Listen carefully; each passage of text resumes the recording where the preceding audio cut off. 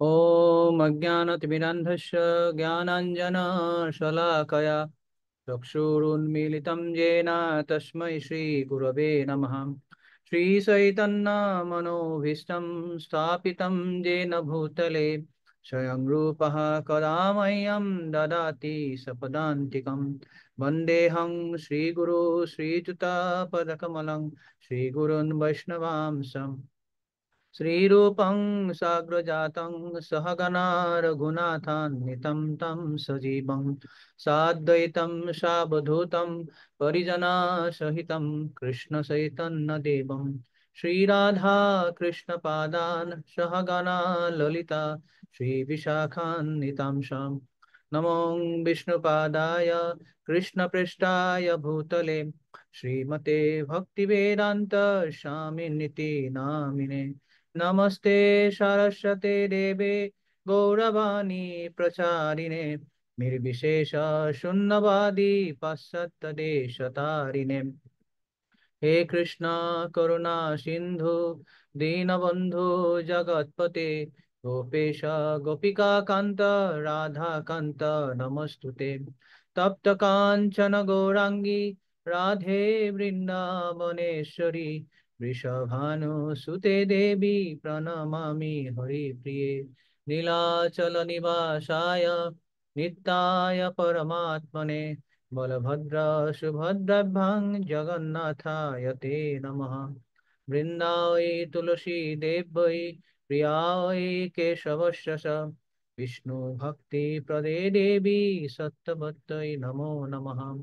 वञ्चाकल्पतरुभ्यश्च कृपा सिन्धुभ्य एव च पतितानां पावनेभ्यो वैष्णवेभ्यो नमो नमः। जय श्री कृष्ण चैतन्य प्रभु नित्यानंद श्री अद्वैत गदाधर शिवासादि गौरभक्तवृंद। हरे कृष्णा कृष्णा कृष्णा कृष्णा हरे हरे हरे राम राम राम हरे हरे। ओम नमो भगवते वासुदेवाय। ओम नमो भगवते वासुदेवाय। ओम नमो भगवते वासुदेवाय। नारायणं नमस्कृत्य नरं चैव नरोत्तमं देवीं सरस्वतीं व्यासं ततो जयमुदीरये। नष्टप्रायेषु अभद्रेषु नित्यं भागवत सेवया भगवती उत्तमश्लोके भक्तिर्भवति नैष्टिकी। कृष्णाय वासुदेवाय देवकी नन्दनाय च नन्दगोप कुमाराय गोविन्दाय नमो नमः। तमादिदेवं करुणानिधानं तमालवर्णं सुगीतावतारम् अपार संसारसमुद्रसेतुं भजामहे भागवत स्वरूपम्। श्रीमद्भागवतखयं प्रत्यक्ष कृष्ण एव हि स्वीकृतोऽसि मया नाथ मुक्त्यर्थं भवसागरे। मनोरथमुदीयोऽयं सफलः सर्वथा तया निर्विघ्नेनैव कर्तव्यो दासोऽहं तव केशव। मुखं करोति वाचालं पङ्गुं लङ्घयति गिरिं यत्कृपातमहं वन्दे श्रीगुरुदिनतारिणं परमानन्दमाधवं कृष्णचैतन्यं। नमो विष्णुपादाय कृष्णपृष्ठाय भूतले श्रीमते जयपताका स्वामीति नामिने। नमो आचार्यपादाय निताय कृपापदायिने गौरकथाधामदय नगरग्रामतारिणे। हरि ओम तत्सत्। হরে কৃষ্ণ। সকলে ভালে আছে? হয় প্ৰভু, ভালে আছো। ধন্যবাদ। তো যোৱা সোমবাৰে আমি কি পঢ়িছিলো আপোনালোকৰ যদি অলপ মনত আছে ক'ব পাৰে দুই এজনে, তেতিয়াহ'লে আজিৰ আলোচনাটো আগবঢ়াবলৈ আমাৰ সুবিধা হ'ব। যোৱা ক্লাছত আমি কি কি পঢ়িছিলো, কি আলোচনা কৰা হৈছিল? যোৱাৰ পিছত ভাগৱত কি বস্তু সেই বিষয়ে আলোচনা কৰা হৈছিল। ভাগৱত কি বস্তু? হুম, কওক। ভাগৱত হৈছে অমৰ পুৰাণ। যাত ভাগৱত য'ত অমল পুৰাণ। আচ্ছা। য'ত মল নাই। আৰু তাত ভগৱানৰ বিষয়ে সম্পূৰ্ণ বৰ্ণনা কৰা, য'ত অন্য অন্য শাস্ত্ৰবিলাক লিখা নাই। ভাগৱতত পৰমেশ্বৰ ভগৱানৰ লীলা সম্পূৰ্ণ সম্পূৰ্ণ পৰমেশ্বৰ ভগৱানৰ বিষয়ে তাতে লিখা বৰ্ণনা কৰা হৈছে, বা লীলা বৰ্ণনা কৰা হৈছে, ভক্তৰ বৰ্ণনা লীলা বিলাক বৰ্ণনা কৰা হৈছে। সেইকেইটাক অমল পুৰাণ বুলি কৈছে। হৰে কৃষ্ণ প্ৰভু। ওকে, হৰে কৃষ্ণ প্ৰভু। কওক মাতাজী। মানে ভাগৱতৰ শ্ৰীমদ ভাগৱতৰ সূত্ৰৰ কথা কৈছিলে। সূত্ৰ দুই ধৰণৰ, উত্তম আৰু অধম। উত্তম সূত্ৰ হ'ল 4 প্ৰকাৰ আৰু অধমো হ'ল 4টা। উত্তমৰ ভিতৰত পৰিছে চাতক চৰাই, শংখ, পোক পক্ষী আৰু মৎস্য। নিকৃষ্ট মানে অধমৰ ভিতৰত পৰিছে কুকুৰনেচীয়া ভাং। আৰু এইটো ছেকেণ্ডটো কি ক'লে মই ভালকে বুজি নাপালো। কি চৰাই এটা কথা ক'লে, ষাঁড় গৰুৰ কথা ক'লে, উটৰ কথা ক'লে। ভুৰুণ্ডা হা? চৰাই, ভুৰুণ্ডা গৰু। চৰাই। অকে। নন্দা তাৰোপৰি আপুনি নন্দা। তাৰপিছত ভাগৱতৰ কেতিয়া আৰম্ভ হৈছিলে সেইটো কথা ক'লে। শুকদেৱ পৰীক্ষিত মহাৰাজক কৈছিলে ভাদ মাহৰ শুক্লা নৱমীৰ দিনাখন কৈছিলে, আৰু পূৰ্ণিমাৰ দিনাখন শেষ কৰিছে। তাৰ 200 বছৰৰ পিছত তন্দা নদীৰ পাৰত গোকৰ্ণই কৈছে ভাগৱতৰ ব্যাখ্যা, আৰু গোকৰ্ণই কোৱা 30 বছৰৰ পিছত কাতি মাহৰ নৱমী তিথিত চনক মুনিয়ে নাৰদ মূৰ্তিক কৈছে। হয়, ধন্যবাদ। আৰু কোনোবাই ক'ব?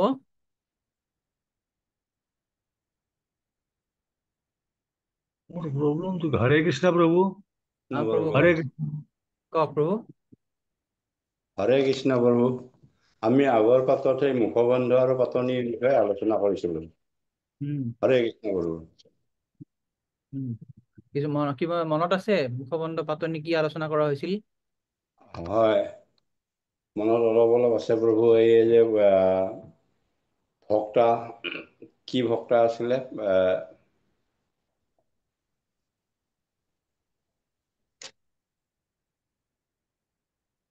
ভক্তা আপোনালোকে যদি এটা অভ্যাস কৰে, ক্লাছ শুনাৰ সময়ত যদি সৰু নোটবুক এটা ৰাখে, কিছুমান হয় ইম্পৰ্টেণ্ট পইণ্টবিলাক নোট কৰিলে, তেতিয়াহ'লে পিছত আপোনালোকৰ সেইটো ৰোমন্থন কৰাত সুবিধা হ'ব, মনত পেলাত সুবিধা হ'ব। কিয়নো ভাগৱত এনেকুৱা এখন গ্ৰন্থ, ইয়াত অপাৰ জ্ঞান আছে। আৰু আমি যিমানে নতুন নতুন পঢ়িম, নতুন নতুন কথা তাত শিকিম। ত' এনেকুৱা কিছু নতুন যদি কিছু গম পায়, আপুনি লগে লগে সেইটো নোট ডাউন কৰিব পাৰে। তেতিয়াহ'লে পিছত আপুনি সেই যে নোটখন যেতিয়া চাব, তেতিয়া আপোনাৰ সেইটো আকৌ ভালদৰে মনত থাকিব। শ্ৰী চৈতন্য মহাপ্ৰভুৰ আমি 5টা মতৰ কথা কৈছিলো। তেওঁ মতামত দিছিলে গোটেই আমাৰ এই দৰ্শনৰ ওপৰত। এইটো কাৰো মনত আছে 5টা মত?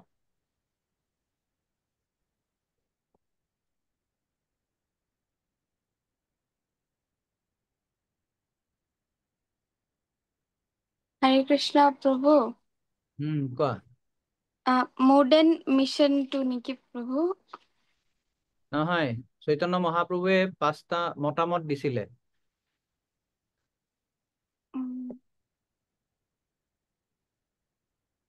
হৰে কৃষ্ণ প্ৰভু। কওক প্ৰভু। হৰে কৃষ্ণ। কওক, শুনি আছো। হৰে কৃষ্ণ প্ৰভু, দণ্ড প্ৰণাম। এটা আছে স্যাৰ, বিনয়ী মনোভাব, প্ৰত্যেক জীবকে সুৰক্ষা প্ৰদান, ভাগৱতৰ অপ্ৰাকৃত আনন্দ প্ৰদান কৰা, মানৱ সভ্যতাক পাপ পংকিলতাৰ পৰা মুক্ত কৰা। এইকেইটা হৈছিলে আপোনাৰ মুড মিছনৰ কথা কোৱা হৈছিলে, মুড এণ্ড মিছন।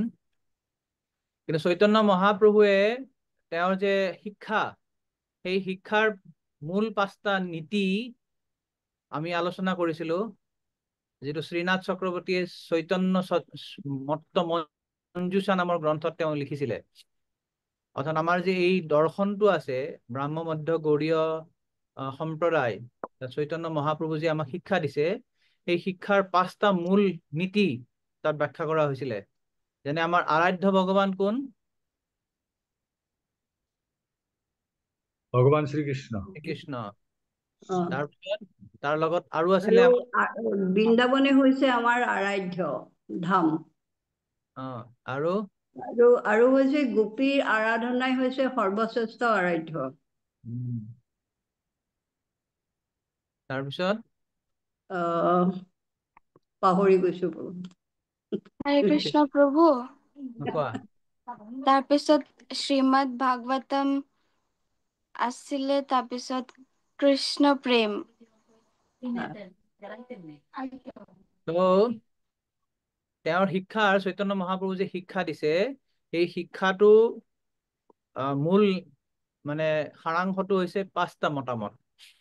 অৰ্থাৎ শ্ৰীল প্ৰভুপাদে কৈছে, আপোনালোকে যদি পাতনিটো পঢ়িছিলে মনত আছে, তাতে শ্ৰীল প্ৰভুপাদে চৈতন্য মহাপ্ৰভুৰ জীৱনী আৰু শিক্ষাটো দিছে। আৰু তাৰ আগতেই তেওঁ এটা কথা লিখিছে যে আমি যদি শ্ৰীমদ ভাগৱত যদি উপলব্ধি কৰিব লাগে, তেতিয়াহ'লে আমি চৈতন্য মহাপ্ৰভুৰ জীৱনী আৰু শিক্ষা জানিব লাগিব। কিয় জানিব লাগিব? আপোনালোকে পাতনি 3 নম্বৰ পৃষ্ঠাটো যদি চাই অসমীয়া কিতাপখনত, বেংগলীটো তাতে তেনেকে পাব। তাত লিখিছে শ্ৰীল প্ৰভুপাদে, আধুনিক যুগত ভগৱান শ্ৰী চৈতন্য মহাপ্ৰভুৱে ব্যৱহাৰিক নিৰ্দেশনাৰে শ্ৰীমদ ভাগৱতৰ প্ৰচাৰ কৰিছিল। তাৰ অৰ্থটো কি? যে চৈতন্য মহাপ্ৰভুৰ যিমান তেওঁৰ শিক্ষা, যি কাৰ্যকলাপ আছিলে, তেওঁ গোটেই জীৱনটোৱেই শ্ৰীমদ ভাগৱতৰ নিৰ্দেশনাৰে তেওঁ প্ৰচাৰ কৰিছিলে। অৰ্থাৎ তেওঁৰ সমস্ত কাৰ্যকলাপত শ্ৰীমদ ভাগৱতৰ যে মূল বিষয়বস্তু, অৰ্থাৎ কৃষ্ণই যে শ্ৰীমদ ভাগৱতৰ মূল বিষয়বস্তু, সেইটো তেওঁৰ প্ৰত্যেকটো কাৰ্যকলাপত, প্ৰত্যেকটো লীলাতে প্ৰকাশ পাইছিলে। শ্ৰী চৈতন্যৰ অহৈতুকী কৰুণাৰ মাধ্যমেৰেই শ্ৰীমদ ভাগৱতৰ বিষয়বস্তুৰ অভ্যন্তৰলৈ প্ৰৱেশ কৰাটো সহজ হৈ পৰে। যদি আমি শ্ৰীমদ ভাগৱতক যদি আমি উপলব্ধি কৰিব বিচাৰো বা খোজো, তেতিয়াহ'লে চৈতন্য মহাপ্ৰভুৰ কৃপা ব্যতীত আমি সেইটো কৰিব নোৱাৰিম। শ্ৰী চৈতন্য মহাপ্ৰভুৰ যদি কৃপা নহয়, তেতিয়াহ'লে আমি শ্ৰীমদ ভাগৱতক উপলব্ধি কৰিব নোৱাৰিম, বুজিব নোৱাৰিম। গতিকে শ্ৰীমদ ভাগৱতৰ প্ৰকৃত মূল্য বুজি উঠাৰ ক্ষেত্ৰত পাঠকক সহায় কৰিবৰ বাবে এইখিনিতে তেৰাৰ জীৱন আৰু উপদেশৰ এটি চমু আলক্ষ্য দাঙি ধৰা হৈছে। অৰ্থাৎ তাৰপিছতেই তেওঁ কৈছে যে আমি ব্যক্তি ভাগৱতৰ পৰাহে শ্ৰীমদ ভাগৱতৰ জ্ঞান লাভ কৰিব লাগে। শ্ৰীমদ ভাগৱতৰ যদি জ্ঞান আমি উপলব্ধি কৰিব লাগে, কাৰ পৰা শুনিম আমি? আমি যাৰে তাৰে পৰা শ্ৰীমদ ভাগৱত শুনিলে তাৰ মৰ্ম বুজিব নোৱাৰিম। শ্ৰী চৈতন্য মহাপ্ৰভুৰ যে ব্যক্তিগত সচিব, পাৰ্চনেল ছেক্ৰেটাৰী স্বৰূপ দামোদৰ গোস্বামীয়ে এজন ব্ৰাহ্মণক কৈছিলে, যাহো ভাগৱত পৰগীয়া বৈষ্ণৱেৰ স্থানে একান্ত চৰণ কৰ চৈতন্য চৰণে। অৰ্থাৎ যদি ভাগৱত যদি আমি পঢ়িব লগা হয়, তেতিয়াহ'লে আমি বৈষ্ণৱ বা ভাগৱত ব্যক্তি ভাগৱতৰ পৰা ভাগৱত শ্ৰৱণ কৰিব লাগিব। ভাগৱত 2 ধৰণৰ হয়, এক হৈছে গ্ৰন্থ ভাগৱত আৰু এক হৈছে ব্যক্তি ভাগৱত। এই যে আমি ভাগৱত আলোচনা কৰিছো, এইখন হৈছে গ্ৰন্থ ভাগৱত। আৰু ব্যক্তি ভাগৱত তেওঁকে কোৱা হয় যিজনৰ জীৱন আদৰ্শ বা জীৱন কাৰ্যৱলী এই ভাগৱতৰ উপদেশৰ সিদ্ধান্ত মতেই চলে। গতিকে এনে এজন ব্যক্তিক কোৱা হয় ব্যক্তি ভাগৱত। আৰু এই ব্যক্তি ভাগৱতৰ পৰা যদি আমি গ্ৰন্থ ভাগৱত যদি অধ্যয়ন কৰো, তেতিয়াহে আমি ভাগৱতখন বুজিবলৈ পাৰিম। এতিয়া শ্ৰীল প্ৰভুপাদে ইয়াত কৈছে যে ব্যক্তি ভাগৱত সেইজনকে বোলা হয় যিজনৰ জীৱনটোৱে শ্ৰীমদ ভাগৱতৰ অনুশীলনৰ নিদৰ্শনী। যিহেতু শ্ৰী চৈতন্য মহাপ্ৰভুৱে হ'ল পৰম পুৰুষ পৰমেশ্বৰ, সেইবাবে তেওঁৱেই ভগৱান আৰু তেওঁৱেই ভাগৱতৰ ব্যক্তিৰূপ আৰু শব্দৰূপ। অৰ্থাৎ শ্ৰী চৈতন্য মহাপ্ৰভু হৈছে স্বয়ং ভগৱান কৃষ্ণ। গতিকে তেওঁ নিজেই ব্যক্তি ভাগৱত আৰু তেওঁ নিজেই গ্ৰন্থ ভাগৱতো। সেইকাৰণে শ্ৰী চৈতন্য মহাপ্ৰভুৱে তেওঁৰ জীৱনীৰ মাধ্যমেৰে, তেওঁৰ জীৱনৰ গোটেই জীৱনটোৰ শিক্ষাৰ মাধ্যমেৰে কেৱল শ্ৰীমদ ভাগৱতৰ শিক্ষাবিলাককে আমাৰ মাজত তুলি ধৰিছিলে। আপোনালোকে যদি পাতনিটো ভালদৰে পঢ়িছে, তাত চৈতন্য মহাপ্ৰভুৰ লীলাবিলাক যে আছে, বিভিন্ন লীলাবিলাক, এই সমস্ত লীলাবিলাকৰ মাধ্যমেৰে তেওঁ এইটো ফুটাই তুলিছে যে কৃষ্ণই হৈছে পৰমেশ্বৰ ভগৱান। বা শ্ৰীমদ ভাগৱতত যি শিক্ষা দিছে, শ্ৰীমদ ভাগৱতত কি শিক্ষা দিছে? যে পৰম পুৰুষ পৰমেশ্বৰ ভগৱান কৃষ্ণ হৈছে একমাত্ৰ ভগৱান, আৰু তাৰ বাহিৰে বাকীবিলাকে হৈছে তেওঁৰ দাস। সেই কথাটোই চৈতন্য মহাপ্ৰভু চৈতন্য চৰিতামৃততো কৈছে, একলা ঈশ্বৰ কৃষ্ণ আৰ সবভৃত্য, যাৰে জৈছে নচাই সে তৈছে কৰে নৃত্য। একমাত্ৰ ঈশ্বৰ হৈছে কেৱল পৰমেশ্বৰ ভগৱান কৃষ্ণ, আৰু বাকীবিলাক কেৱল ভৃত্য। আমি ব্ৰহ্মা কওঁ, শিৱ কওঁ, দুৰ্গা কওঁ, কালী কওঁ, ইন্দ্ৰ, বৰুণ, চন্দ্ৰ, এই সমস্ত বিলাক দেৱ দেৱী, আমাৰ বিলাকৰ কথা বাদেই সকলোবিলাকে হৈছে কৃষ্ণৰ বা চৈতন্য মহাপ্ৰভুৰ ভৃত্য। সেইকাৰণে কৈছে একলা ঈশ্বৰ কৃষ্ণ, ঈশ্বৰ এজনেই আছে, তেওঁ হৈছে চৈতন্য মহাপ্ৰভু বা কৃষ্ণ। যাৰে জৈছে নচাই সে তৈছে কৰে নিশ্চয়, যাক যেনেদৰে নৃত্য কৰাই বা নচুৱাই তেওঁ সেনেকৈ নৃত্য কৰে। যেনেকে আমি চৈতন্য মহাপ্ৰভুৰ লীলা, এটা সৰু লীলা এতিয়া যদি আপোনালোকক কওঁ, যে চৈতন্য মহাপ্ৰভু যেতিয়া তেওঁ, এইটো যোৱা ক্লাছতো আমি আলোচনা কৰিছিলো, যেনেকে তেওঁ গংগাৰ পাৰত গৈ পেলাই ছোৱালী বিলাকক জোকাইছিলে, তেওঁলোকে যে শিৱ পূজা কৰিছিলে, সেইটোৰ মাধ্যমেৰেও তেওঁ এইটো প্ৰকাশ কৰিছে যে অকল ভগৱান কৃষ্ণই হৈছে উপাস্য, আৰু বাকী দেৱ দেৱী বিলাক হৈছে তেওঁৰ দাস দাসী। ঠিক তেনেদৰে এবাৰ এজন ব্ৰাহ্মণ চৈতন্য মহাপ্ৰভুৰ ঘৰত যেতিয়া আহিছিলে, চৈতন্য মহাপ্ৰভু তেতিয়া সৰু এজন বালক, সেই ব্ৰাহ্মণজনক চৈতন্য মহাপ্ৰভুৰ পিতৃদেৱ জগন্নাথ মিশ্ৰই খুব আদৰ কৰি তেওঁক ৰাখিলে, তেওঁক ভগৱানক ভোগ লগাবলৈ কাৰণে গোটেইবিলাক তেওঁ ব্যৱস্থা কৰি দিলে। সেই ব্ৰাহ্মণে যেতিয়া ভোগ ৰন্ধন কৰি ভগৱানক যেতিয়া তেওঁ অৰ্পণ কৰিব, চৈতন্য মহাপ্ৰভুৱে সেই ভোগটো খোৱা আৰম্ভ কৰিলে। তো স্বাভাৱিকভাৱে ব্ৰাহ্মণজন মানে আচৰিত হৈ গ'ল যে কেনেকে সৰু বালকটো আহি পেলাই খালে। জগন্নাথ মিশ্ৰ খুব লজ্জিত হল, তেওঁ ক'লে ঠিক আছে, মোৰ ল'ৰাই খাইছে, বেয়া নাপাব, আপুনি আকৌ এবাৰ যদি দয়া কৰি ভোগটো ৰন্ধন কৰি আকৌ ভগৱানক লগায়। দ্বিতীয়বাৰ তেওঁ আকৌ ৰন্ধন কৰিলে, যেতিয়া তেওঁ আকৌ ভোগ মানে ভগৱানক নিবেদন কৰিবলৈ গৈছে, আকৌ চৈতন্য মহাপ্ৰভু এইটো খাইছে। তো এইবাৰ তেওঁ খুব দুখ পাই পেলাই যে না আৰু নকৰো, মই ভোগ নলগাও, নালাগে। তো জগন্নাথ মিশ্ৰ আকৌ লজ্জিত হৈ পেলাই এইবাৰ তেওঁ চৈতন্য মহাপ্ৰভু অকমান ধমক দি ঘৰৰ ভিতৰত লৈ গ'ল, লৈ গৈ পেলাই তেওঁ খুৱাই দিলে। আকৌ তেওঁ ৰিকুৱেষ্ট কৰিলে ব্ৰাহ্মণক যে আপুনি দয়া কৰি আকৌ এবাৰ বনাওক, আপুনি গোটেই ৰাতি উপবাসে থাকিব নালাগে। তো সেইটো অনুৰোধত ব্ৰাহ্মণে আকৌ এবাৰ ৰন্ধন কৰিলে, ৰন্ধন কৰি পেলাই যেতিয়া এবাৰ দৰ্জা বন্ধ কৰি গভীৰ ৰাতি ৰন্ধন কৰি যেতিয়া ভগৱান নিবেদন কৰিবলৈ ওলাইছে, থাৰ্ড টাইম চৈতন্য মহাপ্ৰভু আকৌ আহি খাইছে। যেতিয়া দেখিছে চৈতন্য মহাপ্ৰভু খাইছে, বাকী সকলোবিলাক গভীৰ নিদ্ৰাত। এইবাৰ ব্ৰাহ্মণে কান্দিবলৈ ধৰিছে, কি হব, মই 3বাৰ ৰান্ধিলো, 3বাৰেই তুমি আহি খাই দিছা। যেতিয়া চৈতন্য মহাপ্ৰভু তেওঁ স্বৰূপ দৰ্শন কৰাইছে, ব্ৰাহ্মণক দেখাইছে যে তেওঁ ভগৱান কৃষ্ণ। অৰ্থাৎ এই লীলাৰ মাধ্যমেৰেও এইটো আমাক শিক্ষা দিছে যে চৈতন্য মহাপ্ৰভু স্বয়ং ভগৱান কৃষ্ণ। কেৱল আমি ভগৱান কৃষ্ণকহে উপাসনা কৰিব লাগে বা আৰাধনা কৰিব লাগে। তো এইকাৰণেই শ্ৰীল প্ৰভুপাদে কৈছে যে আমি চৈতন্য মহাপ্ৰভুৰ জীৱনী আৰু শিক্ষা যদি ভালদৰে অধ্যয়ন কৰো, গভীৰভাৱে যদি সেইটো বিশ্লেষণ কৰো, তেতিয়াহ'লে বুজি পাম যে তেওঁই হৈছে ভগৱান কৃষ্ণ, আৰু কেনেদৰে আমাৰ জীৱনৰ প্ৰতিটো কাম কেৱল ভগৱান কৃষ্ণক উপাসনা কৰাৰ কাৰণে ব্যৱহাৰ কৰিব লাগে। তো এই চৈতন্য মহাপ্ৰভুৰ যে জীৱন আদৰ্শ, এইটো 5টা মতামত শ্ৰীনাথ চক্ৰৱৰ্তীয়ে কৈছিলে যে আৰাধ্য ভগৱান ব্ৰজেশ তনয়, যে আমাৰ আৰাধনাৰ একমাত্ৰ উপাস্য ভগৱান হৈছে ভগৱান কৃষ্ণ। কোন কৃষ্ণ? যে ব্ৰজেশ তনয়, যে ব্ৰজেশ মানে নন্দ মহাৰাজৰ পুত্ৰ কৃষ্ণই হৈছে আমাৰ উপাস্য দেৱতা। ঠিক তেনেকে তৎধাম বৃন্দাবনম, তেওঁৰ ধামখনো হৈছে আমাৰ উপাস্য। আচ্ছা, তেওঁ কেনেদৰে উপাসনা কৰিম? তেওঁ উপাসনাৰ পদ্ধতিটো কোনটো? কৃষ্ণকটো বহুতেই বহুত ধৰণে উপাসনা কৰে। তো তেওঁ কৈছে যে কৃষ্ণ উপাসনা কৰাৰ আটাইতকৈ বা সৰ্বশ্ৰেষ্ঠ উত্তম পন্থাটো হৈছে ব্ৰজবধূ বিলাক বা ব্ৰজ গোপিকা বিলাকে যেনেদৰে কৃষ্ণ উপাসনা কৰিছিলে, সেইটোৱেই সৰ্বশ্ৰেষ্ঠ উপায়। সেইকাৰণে কৈছে যে ৰম্যা কাচিত উপাসনা ব্ৰজবধূ বৰ্গেন বা কল্পিতা। তো ইয়াৰ প্ৰমাণটো ক'ত?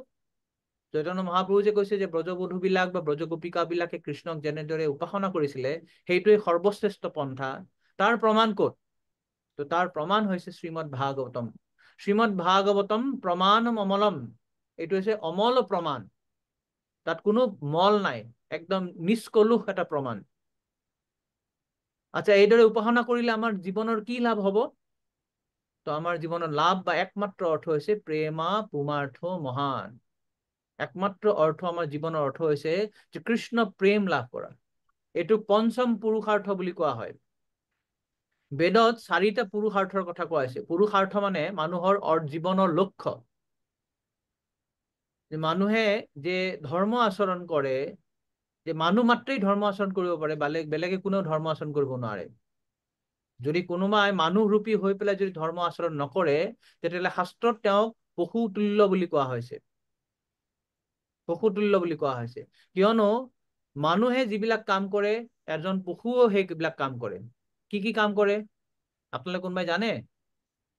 মানুহে কিছুমান কাম কৰে, সেইবিলাক পশুবিলাকো কৰে। শিবু প্ৰভু জানে আপুনি? কওক।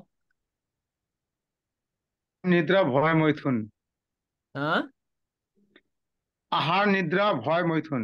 আহাৰ নিদ্ৰা ভয় মৈথুন। আহাৰ মানে হৈছে খোৱা, ইটিং।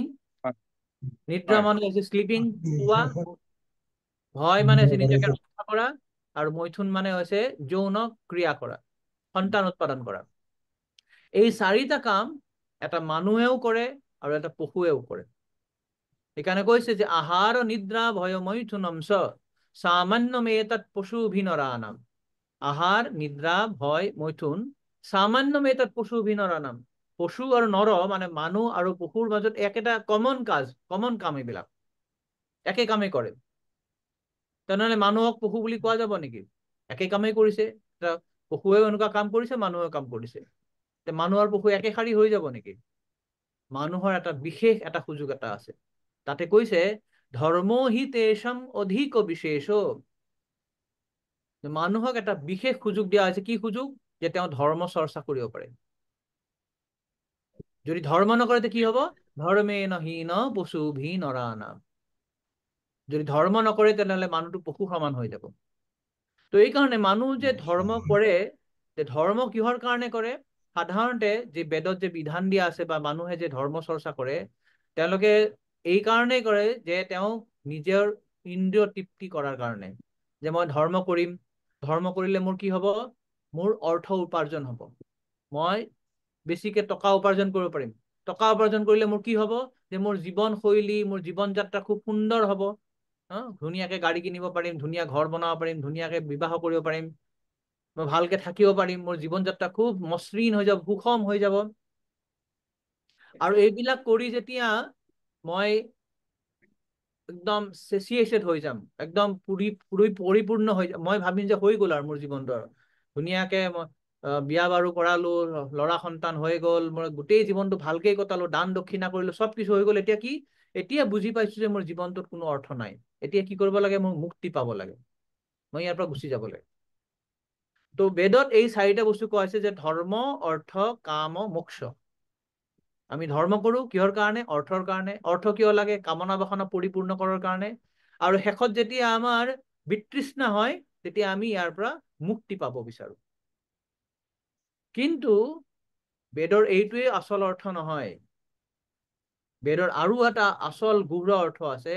সেইটো হৈছে যে আমি আচলে যদি ভাবো যে মুক্তি পাই যাওঁ, মুক্তি পালেও আচল মুক্তি আমি নাপাওঁ। আমি আকৌ মুক্তি পোৱাটো আমাৰ এটা বাসনা হৈ যায়। যেনেকে ইন্দ্ৰিয় তৃপ্তি কৰাটো এটা বাসনা, যে মই ভাল ঘৰ বাৰী কৰিম, বা ভাল দেশত থাকিম, বা মই আমেৰিকাত যাম, মই গ্ৰীণ কাৰ্ড ল'ম, এইবিলাক মোৰ এটা বাসনা। তাতকেও এটা সূক্ষ্ম বাসনা হৈছে যে মুক্তি পোৱা। কিয় বাসনা বুলি কোৱা হৈছে? কাৰণ মই বিচাৰিছো যে এই জড়জগতত বহুত কষ্ট আছে, মই কষ্টৰ পৰা মুক্তি পাব বিচাৰো। মই এনেকুৱা এটা ঠাইত যাব বিচাৰো য'ত কোনো কষ্ট নাই। গতিকে এইটো কি বিচাৰিছো? মোৰ নিজৰ তৃপ্তি বিচাৰিছো। বুজিছে কথাটো আপোনালোকে? ইয়াতে সূক্ষ্ম এটা বাসনা এটা আছে, ভেৰি সাটল চেন্স গ্ৰেটিফিকেশ্যন। যে ইয়াত যদিও মই ঘৰ বিচৰা নাই, সুন্দৰী নাৰী বিচৰা নাই, টকা পইচা বিচৰা নাই, বা মই আমেৰিকাৰ গ্ৰীণ কাৰ্ডো বিচৰা নাই, কিন্তু মোৰ সূক্ষ্ম বাসনাটো কি? যে মই নিজে এই দুখৰ পৰা নিবৃত্তি পাই পেলাই এনেকুৱা এটা ঠাইত যাব বিচাৰিছো য'ত কোনো দুখ নাই। গতিকে ইয়াতো কেৱল ময়েই আছো কেন্দ্ৰবিন্দু। ইয়াত মই ভগৱানৰ কাৰণে বা পৰমেশ্বৰ পৰম পুৰুষৰ কাৰণে একো কৰিব বিচৰা নাই। সেইকাৰণে মুক্তিটো হৈছে এটা নিকৃষ্ট স্তৰৰ। সেইকাৰণে বৈষ্ণৱে বা ভগৱানৰ ভক্তই মুক্তিকো কেতিয়াও নিবিচাৰে। আপোনালোকে বহুতে হয়তো জানে মুক্তি 5 ধৰণৰ হয়: সাৰূপ্য, সামীপ্য, চালুক্য, শাস্তি আৰু সাযুজ্য। সাৰূপ্য মুক্তি মানে যেতিয়া মুক্তি পায় তেতিয়া তেওঁ ভগৱানৰ একে ৰূপ হৈ যায়। ভগৱান যেনেকে চতুৰ্ভুজ, 4খন হাত আছে, শংখ চক্ৰ গদা পদ্ম, তেতিয়া মুক্তি যেতিয়া সাৰূপ্য মুক্তি যেতিয়া হয়, তেতিয়া সেই ভক্তজনৰো সেই একে ৰূপ হৈ যায়, ভগৱানৰ নিচিনা দেখিবলৈ একে হৈ যায়। তাৰ প্ৰমাণ আপোনালোকে হয়তো জানে, যেতিয়া অজামিলক উদ্ধাৰ কৰাৰ কাৰণে 4জন বিষ্ণুদূত আহিছিলে, সেই 4জন বিষ্ণুদূত দেখাত নাৰায়ণৰ নিচিনাই আছিল। তেওঁলোকৰো চাৰিখনে হাত আছিলে, 4খন হাততেই শংখ চক্ৰ গদা পদ্ম আছিল। এইটো হৈছে সাৰূপ্য, মানে একে ৰূপৰ মুক্তি, সাৰূপ্য। 2 নম্বৰ মুক্তি হৈছে চালুক্য। চালুক্য মানে একে লোকত থাকে। ভগৱান যেনেকে বৈকুণ্ঠত থাকে, চালুক্য মুক্তি যিবিলাকে পায় তেওঁলোকে সেই একে লোকতে ভগৱান বিষ্ণু বা নাৰায়ণৰ লগত থাকে। সামীপ্য মুক্তি হৈছে 3 নম্বৰ মুক্তি, যে তেওঁ ভগৱানৰ সমীপত থাকে, ভগৱানৰ একদম ওচৰত নিকটত থাকে, ভগৱানক তেওঁ সেৱা কৰে। আৰু 4 নম্বৰটো হৈছে সাৰস্তি মুক্তি। সাৰস্তি মানে ভগৱানৰ যে তেওঁৰ বৈভৱ আছে, ভক্তৰো সেই একেই বৈভৱ হৈ যায়। অৰ্থাৎ এক অৰ্থত ক'ব গ'লে তেওঁ ভগৱানৰ সমান মানে পাৱাৰফুল হৈ যায়, শক্তিশালী হৈ যায়। আৰু 5 নম্বৰ মুক্তি হৈছে সাযুজ্য মুক্তি। সাযুজ্য মুক্তি মানে তেওঁ ভগৱানৰ শৰীৰত বিলীন হৈ যায় বা ব্ৰহ্মজ্যোতিত বিলীন হৈ যায়। এতিয়া ব্ৰহ্মজ্যোতিত যিবিলাক বিলীন হৈ যায় তেওঁলোকে কিন্তু ভগৱানৰ কোনো সেৱা নকৰে, তাত কেৱল চুপচাপ এনেই থাকে, একো কাম নাই। মানে ধৰক যেনে আপোনালোকৰ ফ্ৰিজত যদি শাক পাচলি থৈ দিয়ে, ফ্ৰিজৰ শাক পাচলিবিলাক যেনেকে নিষ্ক্ৰিয় হৈ থাকে, ঠাণ্ডাত একদম গোট মাৰি পেলাই থাকে, ঠিক তেনেকুৱা এই সাযুজ্য মুক্তি যিবিলাকে পায় তেওঁলোকে ব্ৰহ্মজ্যোতিত বিলীন হৈ থাকে, তেওঁলোকৰ কোনো একো কাৰবাৰ নাই। তো সেইকাৰণে বৈষ্ণৱে এই 5 নম্বৰ সাযুজ্য মুক্তিও কেতিয়াও নিবিচাৰে। যদি ভগৱানে দিয়েও হয়তো তেওঁলোকে 4টা মুক্তি ল'ব পাৰে, কিন্তু সাযুজ্য মুক্তি 5 নম্বৰ মুক্তি নিবিচাৰে। কিন্তু যিসকল আৰু উন্নত ভক্ত তেওঁলোকে মুক্তিকেও কেতিয়াও নিবিচাৰে, কোনো মুক্তিকেই নালাগে তেওঁলোকক। চৈতন্য মহাপ্ৰভু কি কৈছে শিক্ষাষ্টকমৰ 4 নম্বৰ শ্লোকটো কোনোবাই জানে? চৈতন্য মহাপ্ৰভু যে আমাক 8টা শ্লোক দিছে, শিক্ষাষ্টকম বুলি কয়, তাৰে 4 নম্বৰ শ্লোকটো কাৰোবাৰ মনত আছে? না ধনং না জনং না সুন্দরীং কবিতাং বা জগদীশাম মম নদনং জন্মনি সুন্দরী কবিতা বা মম তো জন্মনি ইয়াতে চৈতন্য মহাপ্ৰভু কি কৈছে যে ন ধনম ন জনম ন সুন্দৰীং কবিতাং বা জগদীশ কাময়। হে জগদীশ, হে ভগৱান কৃষ্ণ, ন ধনম, মোক ধন নালাগে, ন জনম, মোক আকৌ এনেকুৱা জন্ম নালাগে, বা ন কবিতাং বা ন জনম, মোক কোনো ফলোৱাৰ্ছ নালাগে, অনুগামী নালাগে, কবিতাং বা জগদীশ বা সুন্দৰী নাৰীও নালাগে। কি লাগে তোমাক তেতিয়াহ'লে? এইবিলাক যদি একো নালাগে, বাকীবিলাকে চবেই বিচাৰে। বাকীবিলাকে অভক্ত বিলাকে বা দেৱ দেৱীৰ উপাসক বিলাক কি কয়? দেৱীৰ ওচৰত গৈ পেলাই দুৰ্গা পূজা যে আহিব এতিয়া কিছুদিন পিছত, ধনং দেহি, যশং দেহি, ৰূপৱতী ভাৰ্যাং দেহি, শিক্ষাং দেহি, এইবিলাক আমি গাওঁ নহয় দুৰ্গা দেৱীৰ ওচৰত। কিন্তু চৈতন্য মহাপ্ৰভু কৈছে মোক এইবিলাক একো নালাগে। তেতিয়াহ'লে তোমাক কি লাগে? কৈছে যে মম জন্মনি জন্মনীশ্বৰে, হে ভগৱান মোক জন্মৰ পিছত জন্মই কি লাগে? ভৱতাত ভক্তিৰ তাত অহৈতুকী, যে তোমাৰ চৰণত মোৰ অহৈতুকী ভক্তি প্ৰদান কৰা। অৰ্থাৎ ভক্তই এইটো নাভাবে যে মোক জন্ম জন্মান্তৰ দিলে আমাৰতো কষ্ট হ'ব নহয়। আমি যদি জগতত যেতিয়া আহোঁ, জড়জগতত আহোঁ, জড়জগতত অহা মানেই কষ্ট। কিন্তু ভক্তই সেই কষ্টটো কষ্ট বুলি নাভাবে। তেওঁলোকে যদি ভগৱানৰ সেৱা কৰিব পাৰে তেনেহ'লে কষ্টকো তেওঁলোকে কষ্ট বুলি স্বীকাৰ নকৰে। সেইকাৰণে চৈতন্য মহাপ্ৰভু কৈছে যে মোক জন্মৰ পিছত জন্ম দিয়া, তাত কোনো বাধা নাই, মোৰ কোনো কষ্ট নহব, কিন্তু তোমাৰ চৰণত মোক অহৈতুকী কৃপাটো দিয়া, ভক্তিটো দিয়া। তো এইকাৰণে শ্ৰীমদ ভাগৱতৰ 3য় স্কন্ধত আমি পাম কপিল মুনিয়ে এই কথাটো কৈছে যে সামীপ্য সাৰূপ্য শাস্তি চালুক্য একত্বম অপি উতঃ দীয়মানং ন গৃহ্ণতি বিনা মত সেবনং জনা। যে এই যে ভক্তক যদি কোনোবাই এই মুক্তিবিলাকো দিব বিচাৰে, কিন্তু তাত যদি কোনো ভগৱানৰ সেৱা নাথাকে তেওঁলোকে এই মুক্তিকো নিবিচাৰে। এই মুক্তিৰ দৰকাৰ নাই মোক, যদি ভগৱানৰ সেৱাই যদি নাই, ভগৱানক যদি মই সেৱা কৰিবই নাপালো, এই মুক্তিৰ দৰকাৰ নাই। তো বিল্বমঙ্গল ঠাকুৰ নামৰ এজন খুব মহান বৈষ্ণৱ আছিলে, তেখেতে কৈছে যে মুক্তি মুকুলিতাঞ্জলি সেৱতে অস্মাত। তেওঁ কৈছে যে মুক্তিয়ে আহি পেলাই ভক্তৰ দুৱাৰত থিয় হৈ পেলাই হাতযোৰ কৰি প্ৰণিপাত কৰি কয় যে হে ভক্ত, আপুনি মোক সেৱাত লগাওক। মুক্তিয়ে আহি পেলাই বৈষ্ণৱৰ ঘৰৰ দুৱাৰত থিয় হৈ পেলাই হাতযোৰ কৰি প্ৰণাম কৰি তেওঁ ভিক্ষা কৰে, আপুনি মোক গ্ৰহণ কৰক। এইটো হৈছে মুক্তিৰ অৱস্থা। অৰ্থাৎ মুক্তি হৈছে নিকৃষ্ট, ভক্তই মুক্তিকেও নিবিচাৰে। এই যে মই যিটো কথা কৈছিলো যে এই যে 4 পুৰুষাৰ্থ ধৰ্ম অৰ্থ কাম মোক্ষ ইয়াৰ ওপৰৰ যিটো অৰ্থ সেইটো কোৱা হয় পঞ্চম পুৰুষাৰ্থ। সেইটো হৈছে ভগৱান কৃষ্ণ প্ৰেম লাভ কৰা, তাকে কোৱা হৈছে প্ৰেমা পুমাৰ্থ মহান। এইটো হৈছে মহান অৰ্থ, বাকীবিলাক হৈছে নিকৃষ্ট অৰ্থ। তো এইটোৱে চৈতন্য মহাপ্ৰভুৰ গোটেই জীৱনাদৰ্শৰ তেওঁৰ মতাদৰ্শ আছিলে। তো আজি আমি প্ৰথম অধ্যায়ত প্ৰৱেশ কৰিম। তাৰ আগতে আমি অলপ শ্ৰীমদ ভাগৱতৰ মাহাত্ম্য অলপ চাওঁ।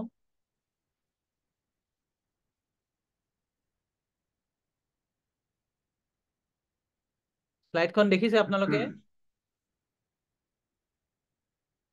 সৰু দেখিছে নেকি? স্লাইডখন সৰু দেখা হৈছে পাইছে? প্ৰভু, সৰু হৈছে? ওকে, সৰু হৈছে। এতিয়া দেখা পাইছে? হয় প্ৰভু, ক্লিয়াৰ হৈছে। শ্লোকাৰ্যং শ্লোকপাদং বা নিত্যং ভাগৱতোদ্ভৱম পথতে শ্ৰীনুয়াত জস্তু গোসহস্ৰ ফলং লভেত। কৈছে যি মানুহ প্ৰত্যেক দিন অৰ্ধ অথবা 1/4 ভাগৱত শ্লোক পাঠ বা শ্ৰৱণ কৰে তেওঁ 1000 গোদান কৰাৰ ফল লাভ কৰে। পদ্মপুৰাণত কৈছে এইটো, দেখিছে? যি মানুহে প্ৰত্যেক দিন পুৰা এটা ভাগৱত শ্লোক পঢ়িবও নালাগে, কৈছে যদি আধাও পঢ়ে বা 4 ভাগৰ এভাগো যদি ভাগৱত শ্লোক প্ৰত্যেক দিন যিজনে পঢ়িব তেওঁ 1000 গো দান কৰাৰ ফল লাভ কৰিব। কিমান মহান কাৰ্য শ্ৰীমদ ভাগৱত শ্ৰৱণ কৰা বা পাঠ কৰা। আৰু এটা আছে, সেইটো শুনক।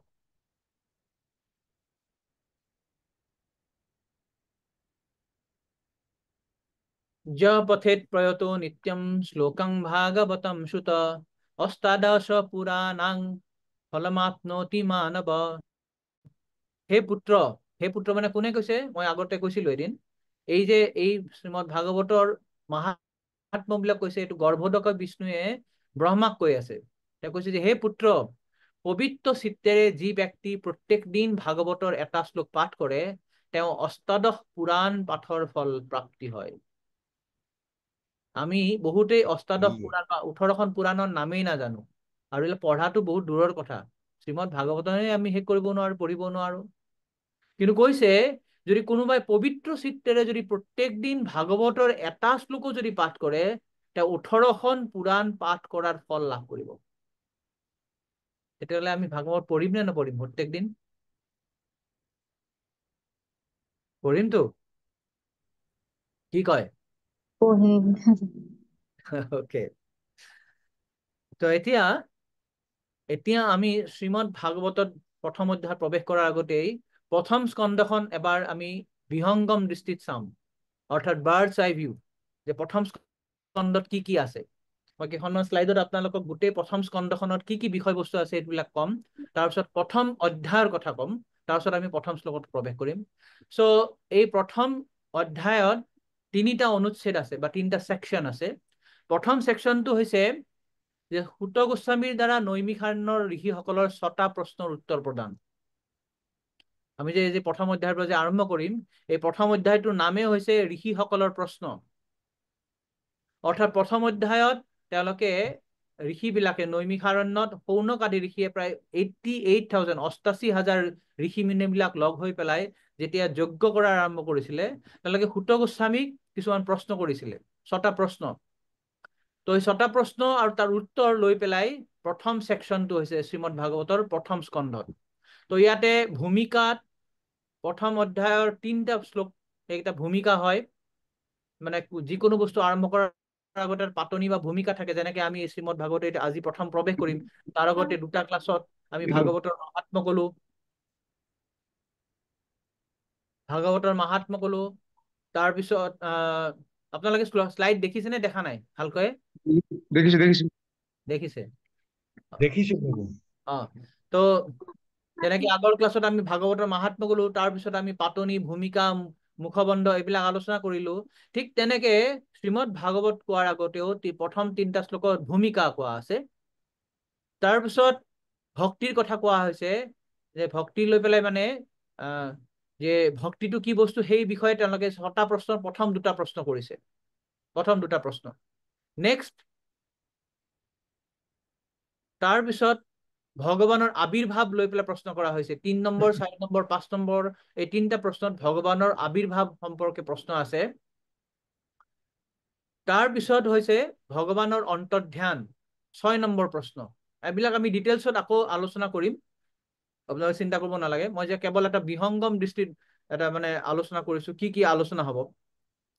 তো প্ৰথম অনুচ্ছেদৰ বা প্ৰথম ছেকশ্যনৰ লাষ্ট পাৰ্টটো হৈছে ভগৱানৰ অন্তৰ্ধান, য'ত ঋষিসকলে 6 নম্বৰ প্ৰশ্নটো কৰিছিলে। তাৰপিছত দ্বিতীয় অনুচ্ছেদ হৈছে প্ৰথম স্কন্ধৰ 4 নম্বৰ অধ্যায়ৰ 14 নম্বৰ শ্লোকৰ পৰা সপ্তম অধ্যায়ৰ 11 নম্বৰ শ্লোকলৈ। এইটো হৈছে দ্বিতীয় অনুচ্ছেদ। ইয়াতে কি আলোচনা হ'ব? ব্যাসদেৱৰ কাৰ্যাৱলী আলোচনা হ'ব, যে কলিযুগৰ মানুহৰ প্ৰতি তেওঁ কৃপা পৰৱ হৈ পেলাই তেওঁ বিভিন্ন বেদ পুৰাণ মহাভাৰত ৰচনা কৰি পেলাইও যে সন্তুষ্ট হোৱা নাছিল, এইটো আমি 4ৰ্থ অধ্যায়ৰ 14 নম্বৰ শ্লোকৰ পৰা 31 নম্বৰ শ্লোকত আমি পাম। তাৰপিছত পঞ্চম অধ্যায় আৰু 6ষ্ঠ অধ্যায়ত নাৰদ মুনিয়ে ব্যাসদেৱক তেওঁৰ উপদেশ দিব। ব্যাসদেৱৰ গুৰু হৈছে নাৰদ মুনি। যেতিয়া ব্যাসদেৱে বিভিন্ন শাস্ত্ৰ অধ্যয়ন কৰা বা লিখাৰ পিছতো যেতিয়া সন্তুষ্ট নাছিল, তেতিয়া নাৰদ মুনি আহিলে তেওঁৰ ওচৰত, আৰু নাৰদ মুনি আহিয়ে 4ৰ্থ অধ্যায়ৰ একদম শেষত নাৰদ মুনি প্ৰৱেশ কৰে। পঞ্চম আৰু 6ষ্ঠ অধ্যায়ত নাৰদ মুনিয়ে ব্যাসদেৱক তেওঁৰ উপদেশ দিয়ে। কি উপদেশ দিয়ে? যে ভগৱান কৃষ্ণৰ লীলা বা ভক্তিৰ মাহাত্ম বৰ্ণনা কৰাৰ গুৰুত্ব কয়, আৰু নাৰদ মুনি তেওঁৰ নিজৰ জন্ম পূৰ্বজন্ম বিষয়ে তেওঁ কিছু বৃত্তান্ত দিয়ে। তাৰপিছত সপ্তম অধ্যায়ৰ 1 নম্বৰ শ্লোকৰ পৰা 10 নম্বৰ শ্লোকলৈ ব্যাসদেৱে যে শ্ৰীমদ ভাগৱত প্ৰণয়ন কৰিছে সেই সম্বন্ধে কিছু আলোচনা আছে, যে ব্যাসদেৱে কেনেকে ভগৱানৰ দৰ্শন কৰিলে, বহিৰংগা শক্তি মায়াৰ দৰ্শন কৰিলে, আৰু সুখদেৱ গোস্বামী তেওঁৰ পুত্ৰক তেওঁ ভাগৱত শিক্ষা প্ৰদান কৰিলে। এইটো সপ্তম অধ্যায়ৰ 1 নম্বৰ শ্লোকৰ পৰা 10 নম্বৰ শ্লোকলৈ আমি পাম। তাৰপিছত তৃতীয় অনুচ্ছেদ, থাৰ্ড ছেকশ্যনটো আহিব। থাৰ্ড ছেকশ্যনটো আৰম্ভ হ'ব সপ্তম অধ্যায়ৰ 12 নম্বৰ শ্লোকৰ পৰা একদম 12 নম্বৰ গোটেই অধ্যায়টো লৈ পেলাই, মানে সপ্তম অধ্যায়ৰ পৰা 12 নম্বৰ অধ্যায়লৈ। এইখিনি হৈছে পৰীক্ষিত মহাৰাজৰ জন্ম কাহিনী। পৰীক্ষিত মহাৰাজৰ জন্ম, তাৰ বিষয়ে মানে দ্ৰোণ পুত্ৰ কেনেকে দণ্ডিত কৰা হ'ল, অশ্বত্থামা কেনেকে দণ্ড দান কৰা হ'ল, উত্তৰাৰ গৰ্ভ কেনেকে ৰক্ষা হ'ল, কুন্তি দেৱীৰ প্ৰাৰ্থনা, খুব ধুনীয়া ছেকশ্যন এইটো। খুব সুন্দৰ সুন্দৰ ইয়াত প্ৰাৰ্থনা পাম আমি। ভীষ্মদেৱৰ প্ৰয়াণ, ভগৱান কৃষ্ণ হস্তিনাপুৰৰ পৰা তেওঁ প্ৰস্থান, দ্বাৰকাত প্ৰৱেশ, আৰু একদম 12 নম্বৰ অধ্যায়ত আমি পাম পৰীক্ষিত মহাৰাজৰ জন্ম আৰু তেওঁৰ গুণাৱলী সম্পৰ্কে ব্ৰাহ্মণ বিলাকে তেওঁৰ ভৱিষ্যত যে বাণী কৰিছিলে। আৰু লাষ্টত থাকিব মহাৰাজ পৰীক্ষিতৰ কৰ্ম। এইটো 3য় অধ্যায়ৰ পৰা 18 অধ্যায়লৈকে 13, 14, 15, 16, 17, 18 এই 6টা অধ্যায়ত পৰীক্ষিত মহাৰাজৰ বিভিন্ন কাৰ্যাৱলী তাত পাম। তেওঁৰ একদম ৰাজ্যাভিষেকৰ পৰা আৰম্ভ কৰি ঘটনাৰাজি, বিদুৰ কেনেকে ধৃতৰাষ্ট্ৰক উদ্ধাৰ কৰিলে, কৃষ্ণৰ তিৰোধান লীলা, তাৰপিছত পৰীক্ষিতৰ শাসন, কলিক দণ্ডদান, আৰু পৰীক্ষিত মহাৰাজক ব্ৰাহ্মণ বালকৰ দ্বাৰা অভিশাপ্ত হোৱাৰ। তো এইখিনি হৈছে প্ৰথম স্কন্ধটোৰ এটা সামান্য এটা বিহংগম দৃষ্টি, মানে নাটসেল, মানে কৈ দিয়া হ'ল যে 3টা ছেকশ্যনত গোটেই শ্ৰীমদ ভাগৱতৰ প্ৰথম স্কন্ধটো আমি আলোচনা কৰিব পাৰিম। তো এতিয়া আমি প্ৰথম অধ্যায়টো এবাৰ এক নজৰ দি পেলাই চাওঁ। প্ৰথম অধ্যায়ত আমি কি কি পাম? তো প্ৰথম অধ্যায়ত তাৰ নামেই হৈছে ঋষিসকলৰ প্ৰশ্ন। ইয়াৰ ভিতৰত প্ৰথম 3টা শ্লোক 1, 2, 3 হৈছে ভূমিকা। তাৰ 1 নম্বৰ শ্লোকত থাকিব পৰম সত্যৰ সংজ্ঞা, মানে ডেফিনেশ্যন অফ এবছলিউট ট্ৰুথ। ছেকেণ্ড শ্লোকটোত থাকিব শ্ৰীমদ ভাগৱতৰ মাহাত্ম্য, গ্লৰিফিকেশ্যন, শ্ৰীমদ ভাগৱতত কি আছে সেইটো তাত গ্লৰিফাই কৰা হৈছে। আৰু 3 নম্বৰত আছে যে শ্ৰীমদ ভাগৱতত ৰস আস্বাদন কৰাৰ কাৰণে আহ্বান। শ্ৰীল ব্যাসদেৱে আমাক সকলোকে এটা নিমন্ত্ৰণ দিছে যে আহক আহক আপোনালোক সকলোৱে ৰসমলাই খাব। ৰসমলাই খাবলৈ খুব ভাল নহয়? তো ৰসমলাই খাবলৈ, ভাগৱতৰ ৰসমলাই খাবলৈ আমাক তেওঁ নিমন্ত্ৰণ দিছে। তাৰপিছত 4 নম্বৰৰ পৰা 8 নম্বৰলৈ এতিয়া আমি তাত আলোচনা কৰিব পাৰিম যে নৈমিষাৰণ্যৰ ঋষিসকলে সুত গোস্বামীক আদৰ অভ্যৰ্থনা কৰি পেলাই তেওঁক বহুৱালে, তেওঁক প্ৰশ্ন কৰিব, প্ৰশ্ন কৰাৰ আগতে তেওঁলোকে তেওঁক প্ৰশংসা কৰিছে। 4, 5, 6, 7, 8 এই 5টা শ্লোকৰ মাজেৰে নৈমিষাৰণ্য ঋষিসকলে সূত গোস্বামীক সুন্দৰভাৱে তেওঁক প্ৰশংসা কৰিছে। নেক্সট 9 নম্বৰৰ পৰা 23 নম্বৰ শ্লোকলৈ ঋষিসকলে যে এই কলিযুগৰ অধঃপতিত মানুহৰ বৰ্ণনা দি পেলাই তেওঁলোকৰ প্ৰশ্ন 6টা প্ৰশ্নৰ উপস্থাপন কৰিব।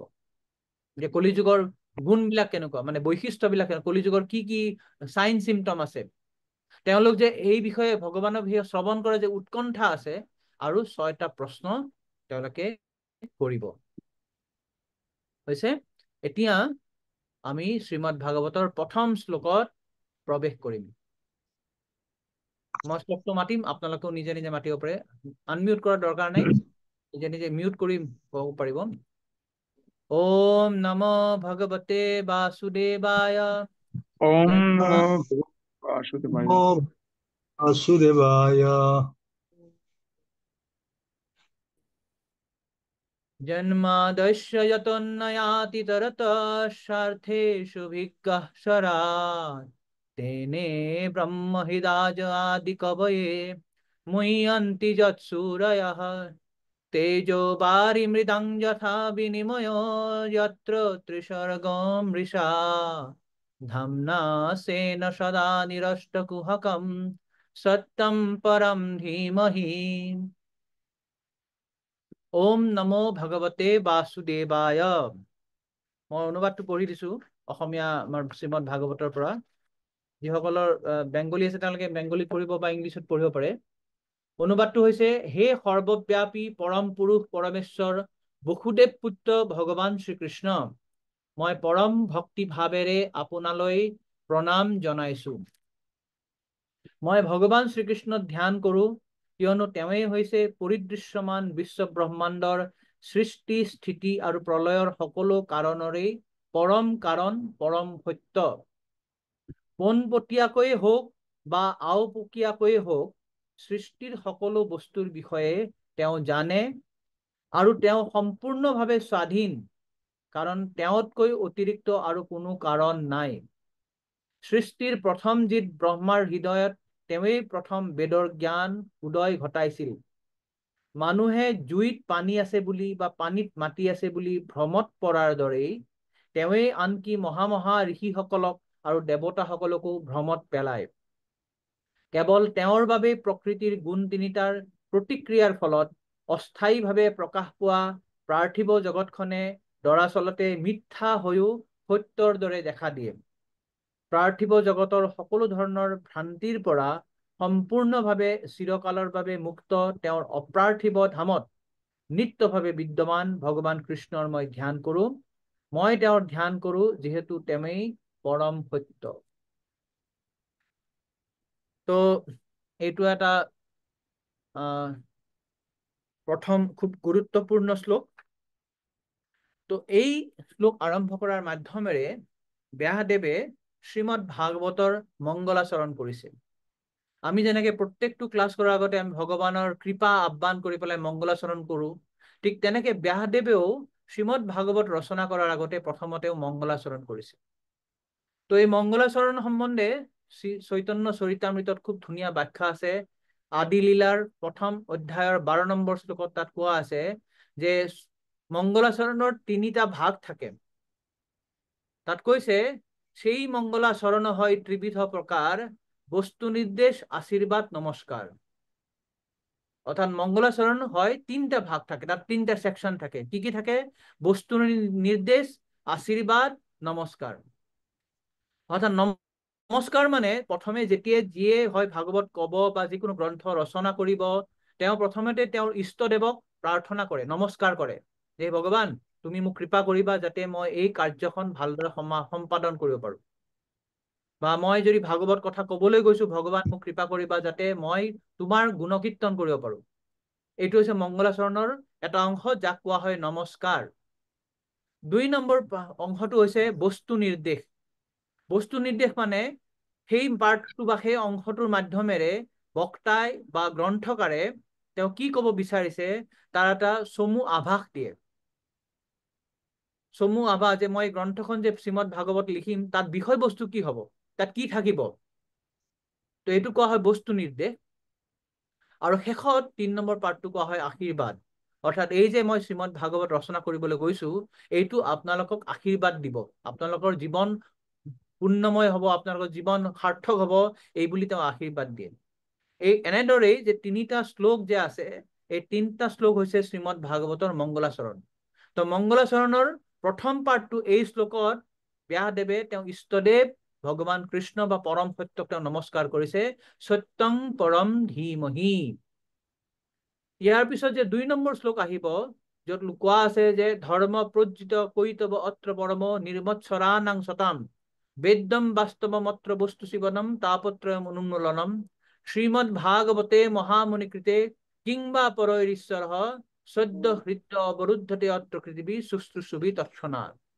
তো এই শ্লোকৰ মাধ্যমেৰে ব্যাসদেৱে শ্ৰীমদ ভাগৱতত কি বিষয়বস্তু আছে সেইটো উপস্থাপন কৰিছে, যে শ্ৰীমদ ভাগৱতৰ বিষয়বস্তু হৈছে বাস্তৱ বস্তু। বাস্তৱ বস্তু যে ইয়াত কেৱল শ্ৰীমদ ভাগৱত কেৱল অমল কথা কোৱা হৈছে, ইয়াত বেলেগ কথা নাই।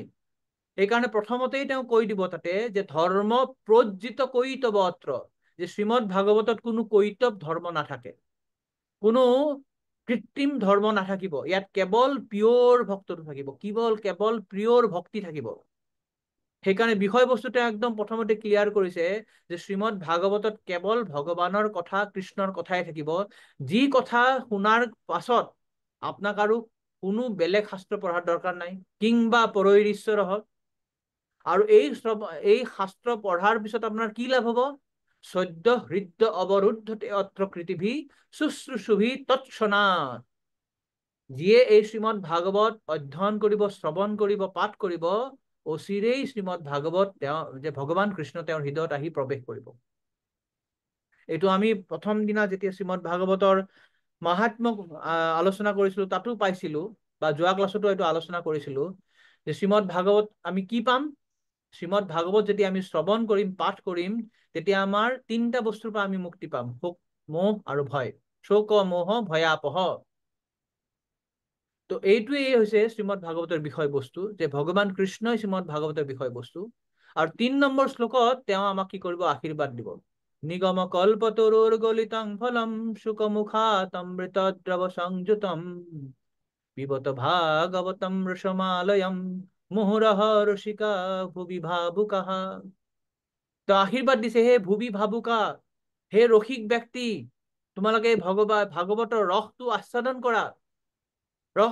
কৰা, কৰি থাকা, অনবৰত কৰি থাকা, নিৰন্তৰ কৰি থাকা। মুহুৰহ ৰুচিকা ভুবি, মুহু মানে হৈছে নিৰন্তৰ, কনষ্টেণ্টলি শ্ৰীমদ ভাগৱতৰ ৰস পান কৰি থাকা। তো এইভাবেই শ্ৰীমদ ভাগৱতৰ প্ৰথম শ্লোকৰ মাধ্যমেৰে তেওঁ ইষ্টদেৱক নমস্কাৰ কৰিছে। এতিয়া এই শ্লোকটোৰ ওপৰত বহুত বিশাল ব্যাখ্যা আছে, আপোনালোকে দেখা পাইছে, ইয়াত শ্ৰীল প্ৰভুপাদে প্ৰায় 6-7 পেজৰ তাৎপৰ্য লিখিছে। আমাৰ পূৰ্বতন আচাৰ্যবিলাকে এই শ্লোকৰ ওপৰত বহুত বিভিন্ন ধৰণে ব্যাখ্যা কৰিছে। শ্ৰীধৰ স্বামীয়ে বিভিন্ন ব্যাখ্যা কৰিছে। শ্ৰীল বিশ্বনাথ চক্ৰৱৰ্তী ঠাকুৰ আমাৰ এজন মহান আচাৰ্য, তেওঁ এই শ্লোকটোকে 5 বিভিন্ন ধৰণে ব্যাখ্যা কৰিছে, 5 ধৰণৰ ব্যাখ্যা কৰিছে তেওঁ। এই শ্লোকটোক আমি পাছত চাম, এইটো 5 ধৰণৰ ব্যাখ্যা কৰিছে তেওঁ। তো আমি এতিয়া চাওঁ যে এই শ্লোকটোত যে শ্ৰীল ব্যাসদেৱে তেওঁ কাক প্ৰণাম কৰিছে, পৰম সত্যক প্ৰণাম কৰিছে, পৰম সত্য ভগৱান কৃষ্ণক প্ৰণাম কৰিছে। তো ইয়াত যে কৈছে ওম নমো ভগৱতে বাসুদেৱায়, বাসুদেৱক ভগৱান বুলি কোৱা হৈছে। তো কেনেকে আমি গম পাম যে বাসুদেৱে ভগৱান কৃষ্ণ? আমি যাকে তাকে ভগৱান বুলি কম নেকি? তো যিকোনো বস্তু যদি আমি চিনিব লাগে, তেতিয়াহ'লে বস্তুৰ 2 ধৰণৰ লক্ষণ থাকে। এটা কোৱা হয় স্বৰূপ লক্ষণ আৰু এটা কোৱা হয় তটস্থা লক্ষণ। আপোনালোকে খুব মন দি শুনিব এই কথাবিলাক। স্বৰূপ লক্ষণ আৰু তটস্থা লক্ষণ।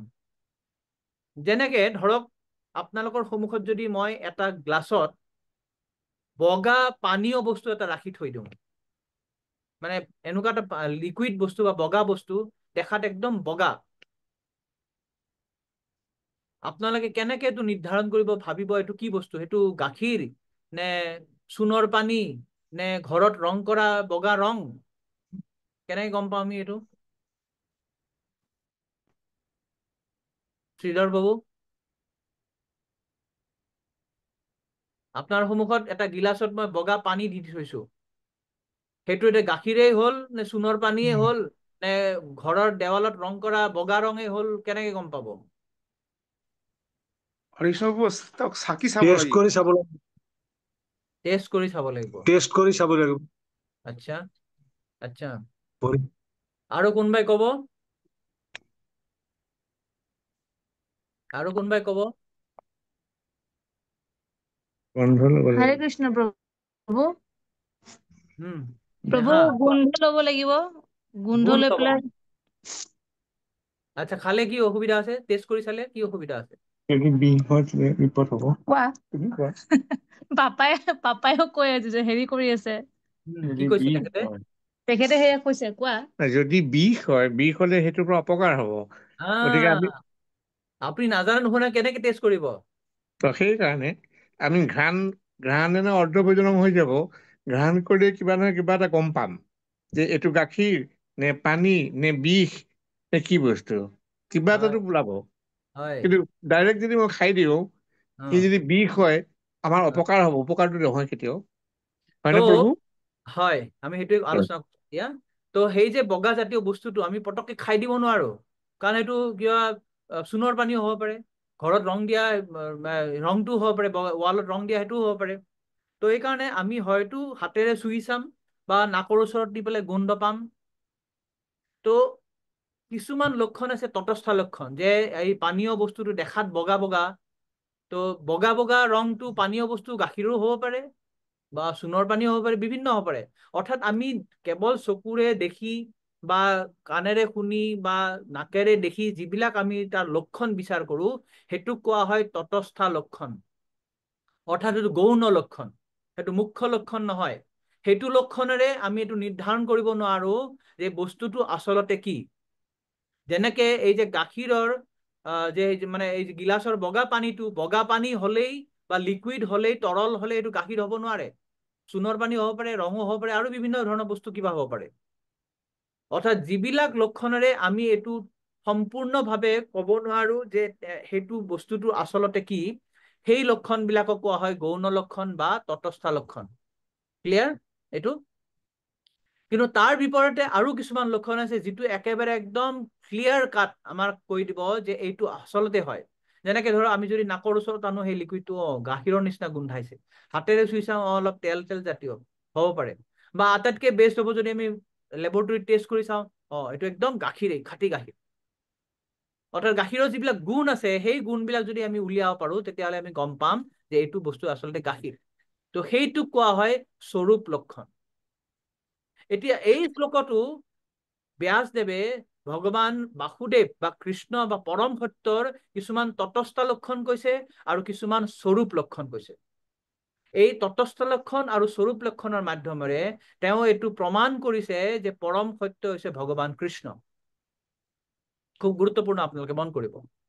তো তটস্থ লক্ষণ কাক কোৱা হৈছে? যে যিবিলাক কাৰ্যকলাপ, ভগৱানৰ কাৰ্যকলাপ, সেই কাৰ্যকলাপ যিবিলাক বৰ্ণনা কৰা হৈছে সেইবিলাক হৈছে ভগৱানৰ তটস্থ লক্ষণ। এই শ্লোকটো যে আপোনালোকে পালে, প্ৰথম 4টা লাইন ওম নম ভগৱতে বাসুদেৱায়ৰ বাদ দি পেলাই প্ৰথম যে লাইনটো আছে জন্মাদস্য যত অন্যয়াদ ইতৰতস্য অৰ্থেষু অভিজ্ঞ স্বৰাট, এইটো 1 নম্বৰ লাইন। 2 নম্বৰ লাইনটো কি আছে? তেনে ব্ৰহ্ম হৃদাজ আদি কবয়ে মুহ্যন্তি যৎসূৰয়ঃ। 3rd লাইনটো হৈছে তেজো বাৰি মৃদাং যথা বিনিময় যত্ৰ ত্ৰিসৰ্গো অমৃষা। এই 3টা লাইনত যি বৰ্ণনা কৰা আছে, এই 3টা লাইনত ভগৱানৰ কাৰ্য বুলি বৰ্ণনা কৰা হৈছে। কি কি কাৰ্য বুলি বৰ্ণনা কৰা হৈছে আমি অকমান বিস্তাৰ আলোচনা কৰো। প্ৰথমতে কৈছে জন্মাদস্য যতঃ। জন্মাদস্য মানে জন্ম আদি, মানে জন্মকে আৰম্ভ কৰি যি যি কাৰ্যকলাপ হৈছে, জন্মৰ পাছত স্থিতি, স্থিতিৰ পিছত প্ৰলয় বা লয়। যতঃ মানে যাৰ পৰা, অৰ্থাৎ যাৰ পৰা এই জন্ম, সৃষ্টি, স্থিতি, প্ৰলয় হয়। অশ্য মানে হৈছে এই দৃশ্যমান জগত। এই যে আমি জগতখন যে দেখিছো, যে গোটেই নক্ষত্ৰ, গ্ৰহ নক্ষত্ৰ যিবিলাক আছে, আমি চকুৰে মাত্ৰ এখন ব্ৰহ্মাণ্ডও ভালকে দেখা নাপাওঁ। আমি চকুৰে যিবিলাক দেখা পাওঁ যে এখন আকাশ দেখা পাওঁ, আকাশত বহুত নক্ষত্ৰ তৰা নক্ষত্ৰ আছে, তাৰ বাহিৰেও যে কিবা আছে আমি সাধাৰণতে বুজি নাপাওঁ। কিন্তু আমি যিখিনি দেখিছো সেই পৰিদৃশ্যমান জগতখনৰ যে সৃষ্টি বা স্থিতি বা প্ৰলয়, এই গোটেইবিলাক জন্ম আদি ঐশ্য কাৰ পৰা হয়? ভগৱানৰ পৰা হৈছে। অৰ্থাৎ ভগৱানে সৃষ্টি কৰে, তাক পালন কৰে, তাক সংহাৰ কৰে। এইটো হৈছে জন্মাদস্য যতঃ। তাৰপিছত কৈছে ইতৰত অৰ্থেষু অন্যয়াত ইতৰতস্য। অন্যয়াত মানে হৈছে এইটো পোনপটীয়াকৈ, অন্যয়াত মানে পোনপটীয়াকৈ, আৰু ইতৰত মানে হৈছে আওপকীয়াকৈ, মানে ডাইৰেক্টলি এণ্ড ইনডাইৰেক্টলি। কিছুমান কাম তেওঁ ডাইৰেক্টলি কৰে ভগৱানে, কিছুমান কাম তেওঁ ইনডাইৰেক্টলি কৰে, পৰোক্ষভাৱে, প্ৰত্যক্ষভাৱে কৰে, কিছুমান তেওঁ পৰোক্ষভাৱে কৰে। আৰু তেওঁ পৰোক্ষভাৱে প্ৰত্যক্ষভাৱে কি হয়? তেওঁ অভিজ্ঞ। অভিজ্ঞ মানে তেওঁ জানে। তেওঁ সকলো বস্তুৱে এই জগতত কি যি ঘটনাই হৈ আছে সকলোবিলাকে তেওঁ হয় পৰোক্ষভাৱে জানে, নহলে তেওঁ প্ৰত্যক্ষভাৱে জানে। আৰু তেওঁ হৈছে স্বৰাট। স্বৰাট মানে হৈছে একেবাৰে তেওঁ স্বাধীন, তেওঁৰ ওপৰত আৰু কোনো নাই। তো এই যে এইখিনি কাৰ্যাৱলী যে হ'ল, যে তেওঁৰ পৰাই সকলো বস্তু সৃষ্টি স্থিতি প্ৰলয় হয়, তেওঁ সকলো বস্তুকে প্ৰত্যক্ষভাৱে বা পৰোক্ষভাৱে তেওঁ অভিজ্ঞ, তেওঁ স্বৰাট, এই গুণবিলাক যে বৰ্ণনা হৈছে এই ভগৱানৰ তটস্থ লক্ষণ বা গৌণ লক্ষণ। তাৰ পিছৰ লাইনত কৈছে তেনে ব্ৰহ্ম হৃদাজ আদি কবয়ে। আদি কবি মানে হৈছে ব্ৰহ্মা। ব্ৰহ্মা আদি কবি বুলি কোৱা হয়, কিয়নো ব্ৰহ্মা হৈছে প্ৰথম সৃষ্ট জীৱ। যে ব্ৰহ্মাই প্ৰথম সৃষ্টি হোৱাৰ পিছতে তেওঁ ভগৱানৰ প্ৰতি তেওঁ প্ৰাৰ্থনা নিবেদন কৰিছিলে, তেওঁ সেইকাৰণে আদি কবি কোৱা হয়। তো সেই আদি কবি ব্ৰহ্মাৰ হৃদয়তো ভগৱানেই প্ৰথম জ্ঞান দিছিলে। মুহ্যন্তি যৎ সূৰয়ঃ, যাৰ ফলত যে ভগৱানৰ কাৰ্যকলাপৰ কাৰণে গোটেই সূৰয় মানে হৈছে দেৱতাগণ, দেৱতা ঋষি মুনিগণ মোহান্বিত হৈ পৰে, মোহত পৰে। মোহত পৰি কি হয় তেওঁলোকৰ? থাৰ্ড লাইনত কৈছে তেজ বাৰী, তেজ মানে হৈছে জুই, বাৰী মানে হৈছে পানী, মৃদা মানে হৈছে মাটি। যে এনেদৰে মোহিত হৈ পৰে যে তেওঁলোকে মাটিত পানী দেখে, পানীত জুই দেখে। এনেকুৱা এটা হৈ যায় যে ভগৱানে যে এই সৃষ্টিখন কৰিছে ইমান সুন্দৰকে কৰিছে যে আমি সকলোৱে মোহিত হৈ পৰো। আমি কিয়? যে গোটেই দেৱ দেৱী বিলাকো মোহিত হৈ পৰে, আৰু মোহাচ্ছন্ন হোৱাৰ ফলত তেওঁলোকে ভাবে যে এই যে সৃষ্টি জগতখন যে আছে, সৃষ্ট জগতখন এনেকুৱাকে ৰচনা কৰা হৈছে যে ত্ৰিসৰ্গ অমৃষা। ত্ৰিসৰ্গ মানে হৈছে তিনটা বস্তু, যে প্ৰকৃতিৰ যে তিনটা গুণ আছে সত্য ৰজতম, এই তিনটা বস্তু এনেদৰে সমন্বয় হৈ পেলাই সৃষ্টিখন কৰিছে যে আমি ভাবো যে এইটো খুব বাস্তৱ বস্তু, একদম ৰিয়েল। যেনেকে মৰুভূমিত মৰিচিকা দেখা যায়। মৰুভূমি মৰিচিকাৰ কথা আপোনালোকে শুনিছে? মৰিচিকা মানে আমি যে মৰুভূমিৰ মানুহে খোজকাঢ়ি আছে, একদম পিয়াহত আতুৰ হৈ গৈছে, অলপ পিছত দেখা পাইছে এই দূৰত ধুনীয়া পানী আছে, গছ আছে, আমি তালৈকে যাওঁ, গৈ পেলাই তাৰে গছৰ তলত বহি পেলাই পানী খাম। সেইটো কোৱা হয় মৰিচিকা। আচলতে তাতে পানী নাই, গছো নাই, এটা ৰিফ্ৰেকশ্যন হৈ পেলাই, প্ৰতিসৰণ হৈ পেলাই এটা এফেক্ট এটা হয়, যাৰ ফলত সেই মানুহজনে দেখে যে দূৰত পানী বা গছ আছে। এইটোকে কোৱা হয় মৰিচিকা। ঠিক এই জগতখনো আধ্যাত্মিক জগতৰ এটা মৰিচিকা, এটা প্ৰতিফলন, ৰিফ্লেকশ্যন হয়। কিন্তু এনেকুৱা ধৰণেই ৰিফ্লেকশ্যনটো হয় যে আমি এইটো মোহাচ্ছন্ন হৈ পৰো, আমি ভাবো অ এই জগতখনে সুন্দৰ, এই জগতখনে বাস্তৱ। সেইটোকে কৈছে যে ত্ৰিসৰ্গ অমৃষা। অমৃষা মানে এইটো ইয়াত অসমীয়াত ধুনীয়াকে ট্ৰান্সলেট কৰিছে যে মিথ্যা নহয় বুলি ধাৰণা হয়। এই জগতখন আমি মিথ্যা বুলি ভাবি নাভাবো, আমি ভাবো যে এইটো সত্য, অলিক বুলি নাভাবো। এনেকে তেওঁ মোহাচ্ছন্ন কৰিব পাৰে। এই যে তেওঁ সকলোকে মোহাচ্ছন্ন কৰি ৰাখে, তেওঁ যে ব্ৰহ্মাৰ হৃদয়তো যে জ্ঞান দিছে, তেওঁ যে সকলো সৃষ্টি স্থিতি প্ৰলয়ৰ যে তেওঁ একমাত্ৰ সৃষ্টিকৰ্তা, তেওঁ সকলোবিলাক বস্তুৰ প্ৰতি তেওঁৰ জ্ঞান আছে, তেওঁ হৈছে স্বৰাট অৰ্থাৎ তেওঁ স্বাধীন। এই কাৰ্যাৱলী বা এই গুণবিলাকৰ মাধ্যমেৰে শ্ৰীল ব্যাসদেৱে ভগৱানৰ তটস্থ লক্ষণ বৰ্ণনা কৰিছে। তেতিয়াহ'লে স্বৰূপ লক্ষণটো কি? মানে একদম পিন পইণ্ট কৰা একদম মুখ্য লক্ষণটো কি? এইটো একদম লাষ্টৰ লাইনত পাব। তাত কৈছে ধামনা স্বেন সদা নিৰস্ত কুহকম সত্যম পৰম ধীমহি। যে তেওঁ সেই নিজৰ ধামত থাকে। সেই ধামখন কেনেকুৱা ধাম? নিৰস্ত কুহকম। কুহকম মানে হৈছে ভ্ৰম, বা কুহকম মানে হৈছে মায়া। যে আমি এতিয়া এই যে জড়জগতত আছো, আমি সকলোৱে মায়াত আছো। ভগৱানৰ যে 3টা গুণৰ প্ৰভাৱত আমি মায়াত পৰি পেলাই আমি মহাচ্ছন্ন এনেকে হৈ গৈছো যে এই অবাস্তৱ জগতখনক আমি বাস্তৱ বুলি ভাবো। কিন্তু ভগৱান সেনেকুৱা নহয়। তেওঁৰ ধামখন হৈছে নিৰস্ত কুহকম, অৰ্থাৎ তেওঁ কুহকৰ বাহিৰত, তেওঁ মায়াৰ বাহিৰত, তেওঁ ভ্ৰমৰ বাহিৰত, তেওঁ কেতিয়াও ভ্ৰমত নপৰে। সেইকাৰণে ভগৱানৰ আৰু এটা নাম হৈছে মায়াধীশ। মায়াধীশ মানে মায়া যিয়ে তেওঁ কণ্ট্ৰল কৰে, নিয়ন্ত্ৰণ কৰে। ভগৱানৰ বাহিৰে আমি সকলোবিলাকে হৈছো মায়াধীন, আমি মায়াৰ অধীনত থাকো। কিন্তু ভগৱান হৈছে সেই মায়াৰ নিয়ন্ত্ৰক বা ঈশ্বৰ। তেওঁ মায়াক পৰিচালনা কৰে। তো সেইকাৰণে ভগৱানে কোৱা হয় যে তেওঁ মায়াধীশ। তো তেওঁ মায়াধীশ হৈ পেলাই মায়াৰ বাহিৰত থাকি পেলাই তেওঁ নিজৰ সেনেকুৱা ধামত থাকে, যে ধামখন হৈছে পবিত্ৰ অপ্ৰাকৃত ধাম। এই এনেকুৱা প্ৰাকৃত জগত নহয়। আৰু সেইকাৰণেই ব্যাসদেৱে শেষত কৈছে যে সেই পৰমেশ্বৰ সত্য, সেই পৰমেশ্বৰ ভগৱান বাসুদেৱক মই ধ্যান কৰো বা নমস্কাৰ কৰো। সত্যম পৰম ধীমহি। তো এনেদৰে তেওঁ ভগৱান বাসুদেৱৰ স্বৰূপ লক্ষণ তেওঁ বৰ্ণনা কৰিছে, যে সেই স্বৰূপ লক্ষণৰ দ্বাৰা আমি এতিয়া একদম পিন পইণ্ট বা ক্লিয়াৰলি ক'ব পাৰিম যে এই কৃষ্ণই হৈছে পৰমেশ্বৰ ভগৱান।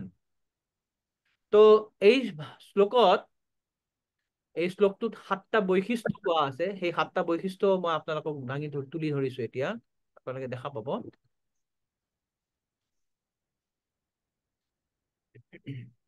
আপোনালোকে স্লাইডখন দেখা পাইছে? পাইছো প্ৰভু। ওকে। তো প্ৰথমতে কৈছে ওম নমো ভগৱতে বাসুদেৱায়। এই যে এই প্ৰথম শ্লোকটো হৈছে সম্বন্ধ জ্ঞান কোৱা আছে ইয়াতে।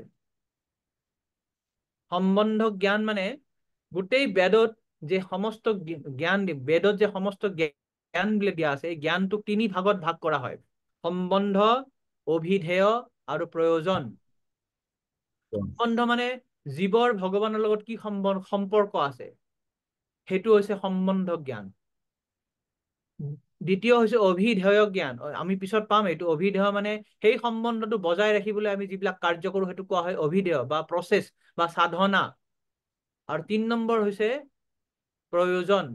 কিয় এই জ্ঞানটো ল'ব লাগে, কিয় আমি সেইটো এনেকে সাধনা কৰিব লাগে, যে আমাৰ প্ৰয়োজন বা এটা লক্ষ্য আছে, সেইটো হৈছে কৃষ্ণ প্ৰেম প্ৰাপ্তি। তো এই শ্লোকটোত সম্বন্ধ জ্ঞান আলোচনা কৰা হৈছে। সম্বন্ধ জ্ঞানটো কি কৈছে, যে ওম নমো ভগৱতে বাসুদেৱায়, হে বসুদেৱ তনয় শ্ৰীকৃষ্ণ, হে সৰ্বব্যাপ্ত পৰমেশ্বৰ ভগৱান, মই আপোনাক মোৰ সশ্ৰদ্ধ প্ৰণতি নিবেদন কৰো। নেক্সট কৈছে জন্মাদস্য যত। মই এবাৰ আলোচনা কৰিলো, তথাপি আপোনালোকক আকৌ কৈছো মই। জন্মাদস্য যত মানে হৈছে তেওঁ প্ৰকাশিত ব্ৰহ্মাণ্ডসমূহৰ সৃষ্টি, স্থিতি আৰু প্ৰলয়ৰ পৰম কাৰণ। তেওঁই একমাত্ৰ কাৰণ, যাৰ কাৰণতেই এই গোটেই সৃষ্টিবিলাক হয়। এতিয়া আপোনালোকে ক'ব, আৰে প্ৰভু আমিতো জানো ব্ৰহ্মাই সৃষ্টি কৰিছে গোটেই। ব্ৰহ্মাই সৃষ্টি কৰিছে। ব্ৰহ্মাই যিটো সৃষ্টি কৰিছে সেইটো কোৱা হয় বিসৰ্গ। কৃষ্ণই যিটো সৃষ্টি কৰিছে, ভগৱান কৃষ্ণই, সেইটো কোৱা হয় স্বৰ্গ। এইটো আপোনালোকে আকৌ বিশদ পাম, আমি আলোচনা কৰিম দ্বিতীয় অধ্যায়, দ্বিতীয় স্কন্ধত যেতিয়া যাম। দ্বিতীয় স্কন্ধৰ পৰা এইবিলাক আলোচনা হ'ব, স্বৰ্গ বিসৰ্গ। তো স্বৰ্গ মানে হৈছে ভগৱানৰ সৃষ্টি কোৱা হয় স্বৰ্গ, অৰ্থাৎ তেওঁ 24টা উপাদান ব্ৰহ্মাক দি দিয়ে, আৰু ব্ৰহ্মাই কি কৰে, সেই 24টা উপাদানে তেওঁ আকৌ লাৰি পিটিকি পেলাই নতুনকে কিছুমান সৃষ্টি কৰে। তো ব্ৰহ্মা একমাত্ৰ সৃষ্টিকৰ্তা নহয়, বা মূল সৃষ্টিকৰ্তা নহয়। মূল সৃষ্টিকৰ্তা হৈছে পৰমেশ্বৰ ভগৱান কৃষ্ণ। সেইকাৰণে ইয়াত কৈছে যে জন্মাদস্য যতঃ। নেক্সট কৈছে অন্যয়াদ ইতৰত স্বাৰ্থেষু অভিজ্ঞ। তাৰ অৰ্থ, তেওঁ প্ৰত্যক্ষ আৰু পৰোক্ষভাৱে সকলো বিষয়ে অৱগত। তেওঁ কগনিজেণ্ট, তেওঁ সকলো বিষয়ে জানে। হয় তেওঁ প্ৰত্যক্ষভাৱে জানে, নহলে পৰোক্ষ ভাৱে জানে।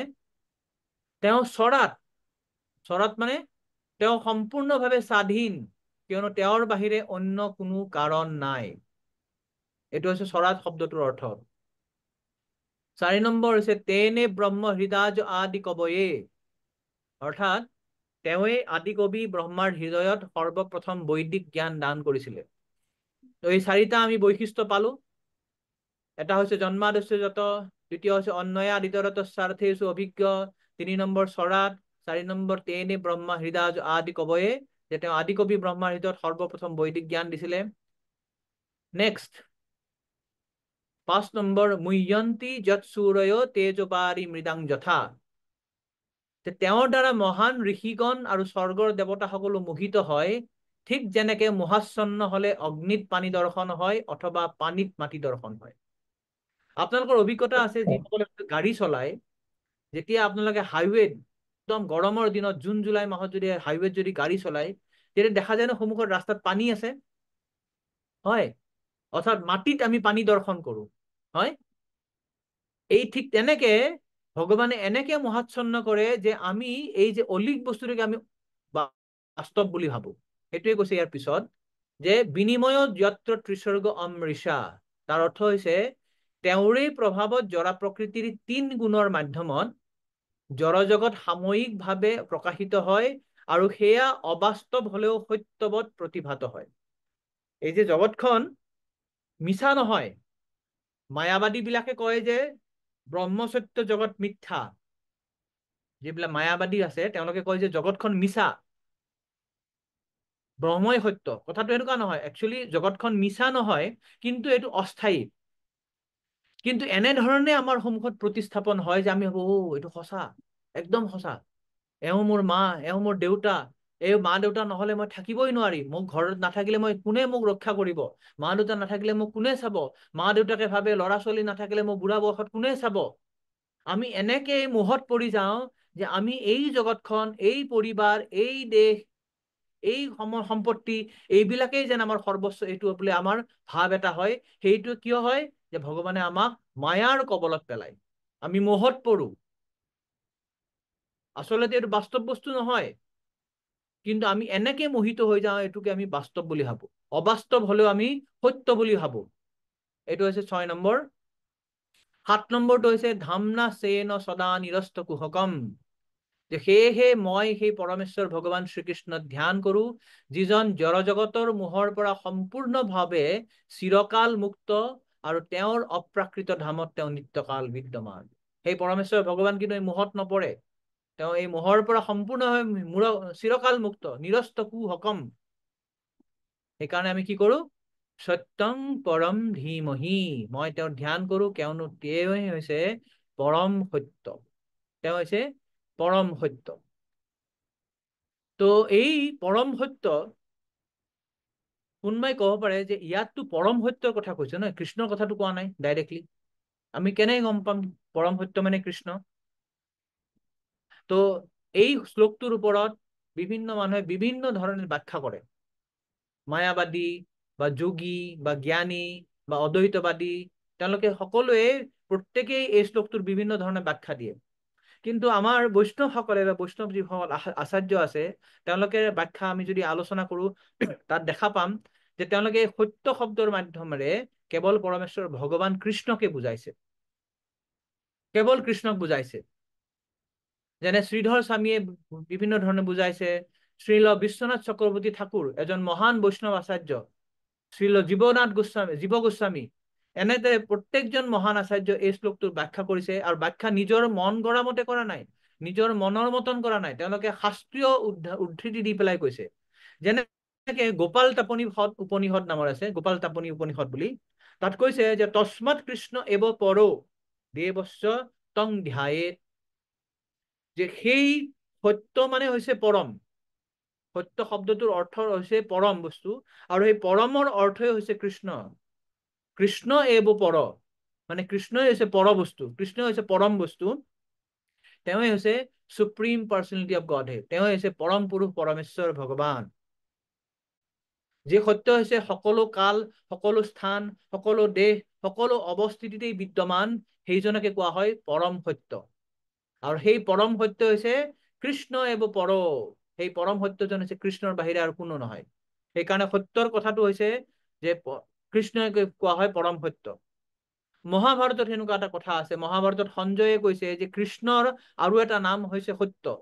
তাত কৈছে সত্যে প্ৰতিষ্ঠিত কৃষ্ণ সত্যম অত্ৰ প্ৰতিষ্ঠিতম, সত্যাৎ সত্যম স গোবিন্দ তস্মাৎ সত্য হি নামতঃ। কৈছে সত্যে প্ৰতিষ্ঠিত কৃষ্ণ, কৃষ্ণ সত্যতেই প্ৰতিষ্ঠা হৈ থাকে। সত্যম অত্ৰ প্ৰতিষ্ঠিত, আৰু সত্যও কৃষ্ণতেই প্ৰতিষ্ঠিত হৈ থাকে। কৃষ্ণ সত্যত থাকে আৰু সত্যও কৃষ্ণতেই থাকে। সত্যম সত্যস্য গোবিন্দ, যে সত্যৰ আচল আধাৰ হৈছে গোবিন্দ।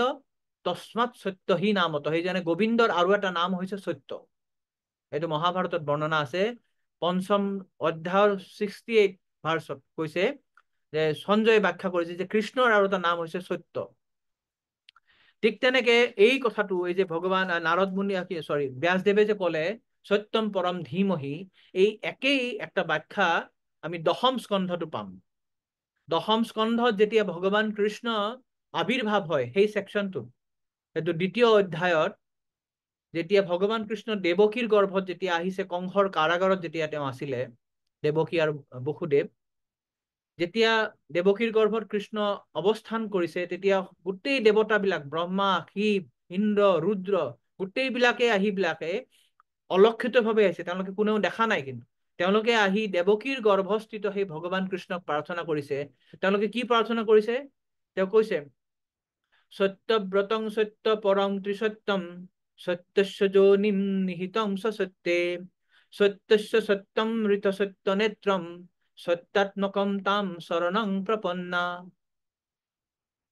কৈছে সত্যব্ৰতম, যে হে ভগৱান তুমি সত্যব্ৰত, তোমাৰ ব্ৰতটো সদায় সত্য, তুমি যি কোৱা সেইটো সদায় তুমি কৰা।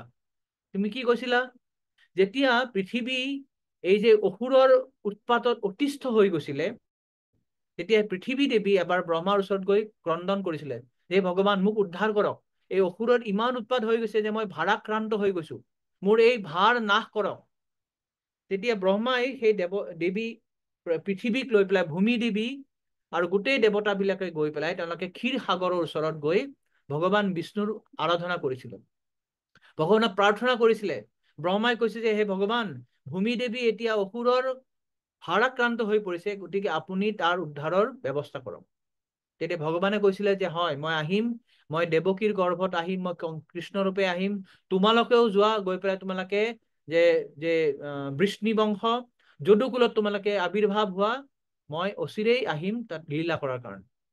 এই যে কথাটো যে দেৱতাবিলাকৰ মনত আছে, সেইকাৰণে তেওঁলোকে আহি কৈছে যে সত্যব্ৰত, আপুনি যে ব্ৰত কৰিছিলে সেই কথাটো আপুনি সত্য কৰিছে, যে আপুনি এতিয়া দেৱকীৰ গৰ্ভত অৱস্থান কৰিছে। সত্য পৰম, আপুনি হৈছে পৰম সত্য। ত্ৰিসত্যম, ত্ৰিসত্যম মানে আপুনি তিনি যুগতেই সত্য হৈ থাকে, আপুনি তিনিটা যুগত, তিনিটা কালত, তিনিটা অৱস্থাতে আপুনি সত্য। ত্ৰিসত্যৰ বহুত ব্যাখ্যা কৰা হৈছে। আপুনি ত্ৰিসত্য বুলি কোৱা হয়, সত্যে সত্যে, আমি কওঁ না, আমি সত্যে সত্যে ত্ৰিসত্য বুলি কোৱা হয়, এইটো শ্ৰীমদ ভাগৱতৰ পৰা কোৱা হয়। আমাৰ অসমীয়া সমাজত থাকে সত্যে সত্যে ত্ৰিসত্য বুলি কোৱা, কওঁনে আমি বহুতে?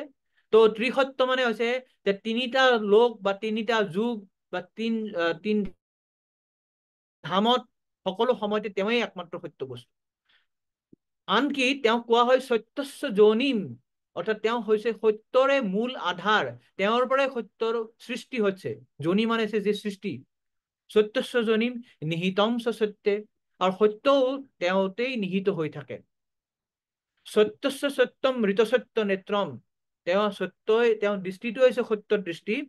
সত্যাত্মকম, তেওঁ হৈছে গোটেই কৃষ্ণই হৈছে সত্যৰে সৃষ্টি, তেওঁৰ শৰীৰটোৱে সৃষ্টি। তাং শৰণং প্ৰপন্না, আমি আপোনাৰ ওচৰত প্ৰপন্ন কৰো বা আপোনাক আমি প্ৰণাম জনাও। এনেদৰে যে পৰম সত্যৰ অৰ্থ হৈছে যে ভগৱান কৃষ্ণকে বুজোৱা হৈছে, যে সত্য হৈছে যে পৰম সত্যৰ অৰ্থটো হৈছে ভগৱান কৃষ্ণ। তো ইয়াৰ পিছত ইয়াত যে ধীমহি কথাটো কৈছে, সত্যং পৰম ধীমহি, ধীমহি অৰ্থটো হৈছে ব্যাসদেৱে ইয়াত তেওঁ গায়ত্ৰী আবাহন কৰিছে। আপোনালোকে যিসকলে ব্ৰাহ্মণ দীক্ষিত, আপোনালোকে জানে যে ব্ৰহ্ম গায়ত্ৰী মন্ত্ৰত এটা ধীমহি শব্দ এটা আছে, বা যিসকলে হয়তো ব্ৰাহ্মণ কুলত আছে, আপোনালোকে ব্ৰহ্ম গায়ত্ৰী পাইছে, সেই ব্ৰহ্ম গায়ত্ৰীত ধীমহি শব্দটো আছে। ধীমহি অৰ্থটো হৈছে যে গায়ত্ৰী ধ্যান কৰা।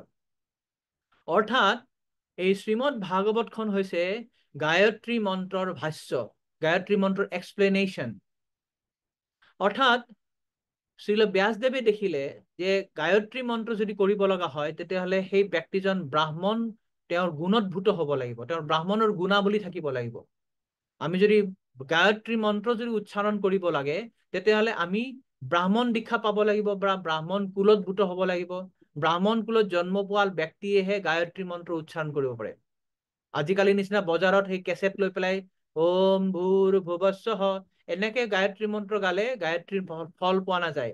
গায়ত্ৰী মন্ত্ৰৰ ফল পোৱা যাব যেতিয়া আমাৰ সৎগুৰুৱে আমাৰ কৰ্ণত যেতিয়া এই গায়ত্ৰী মন্ত্ৰটো ক'ব, সৎগুৰুৰ পৰা যেতিয়া আমি গায়ত্ৰী মন্ত্ৰ পাম, সেই গায়ত্ৰী মন্ত্ৰ উচ্চাৰণ কৰিলেহে আমি গায়ত্ৰী মন্ত্ৰৰ ফল পাওঁ।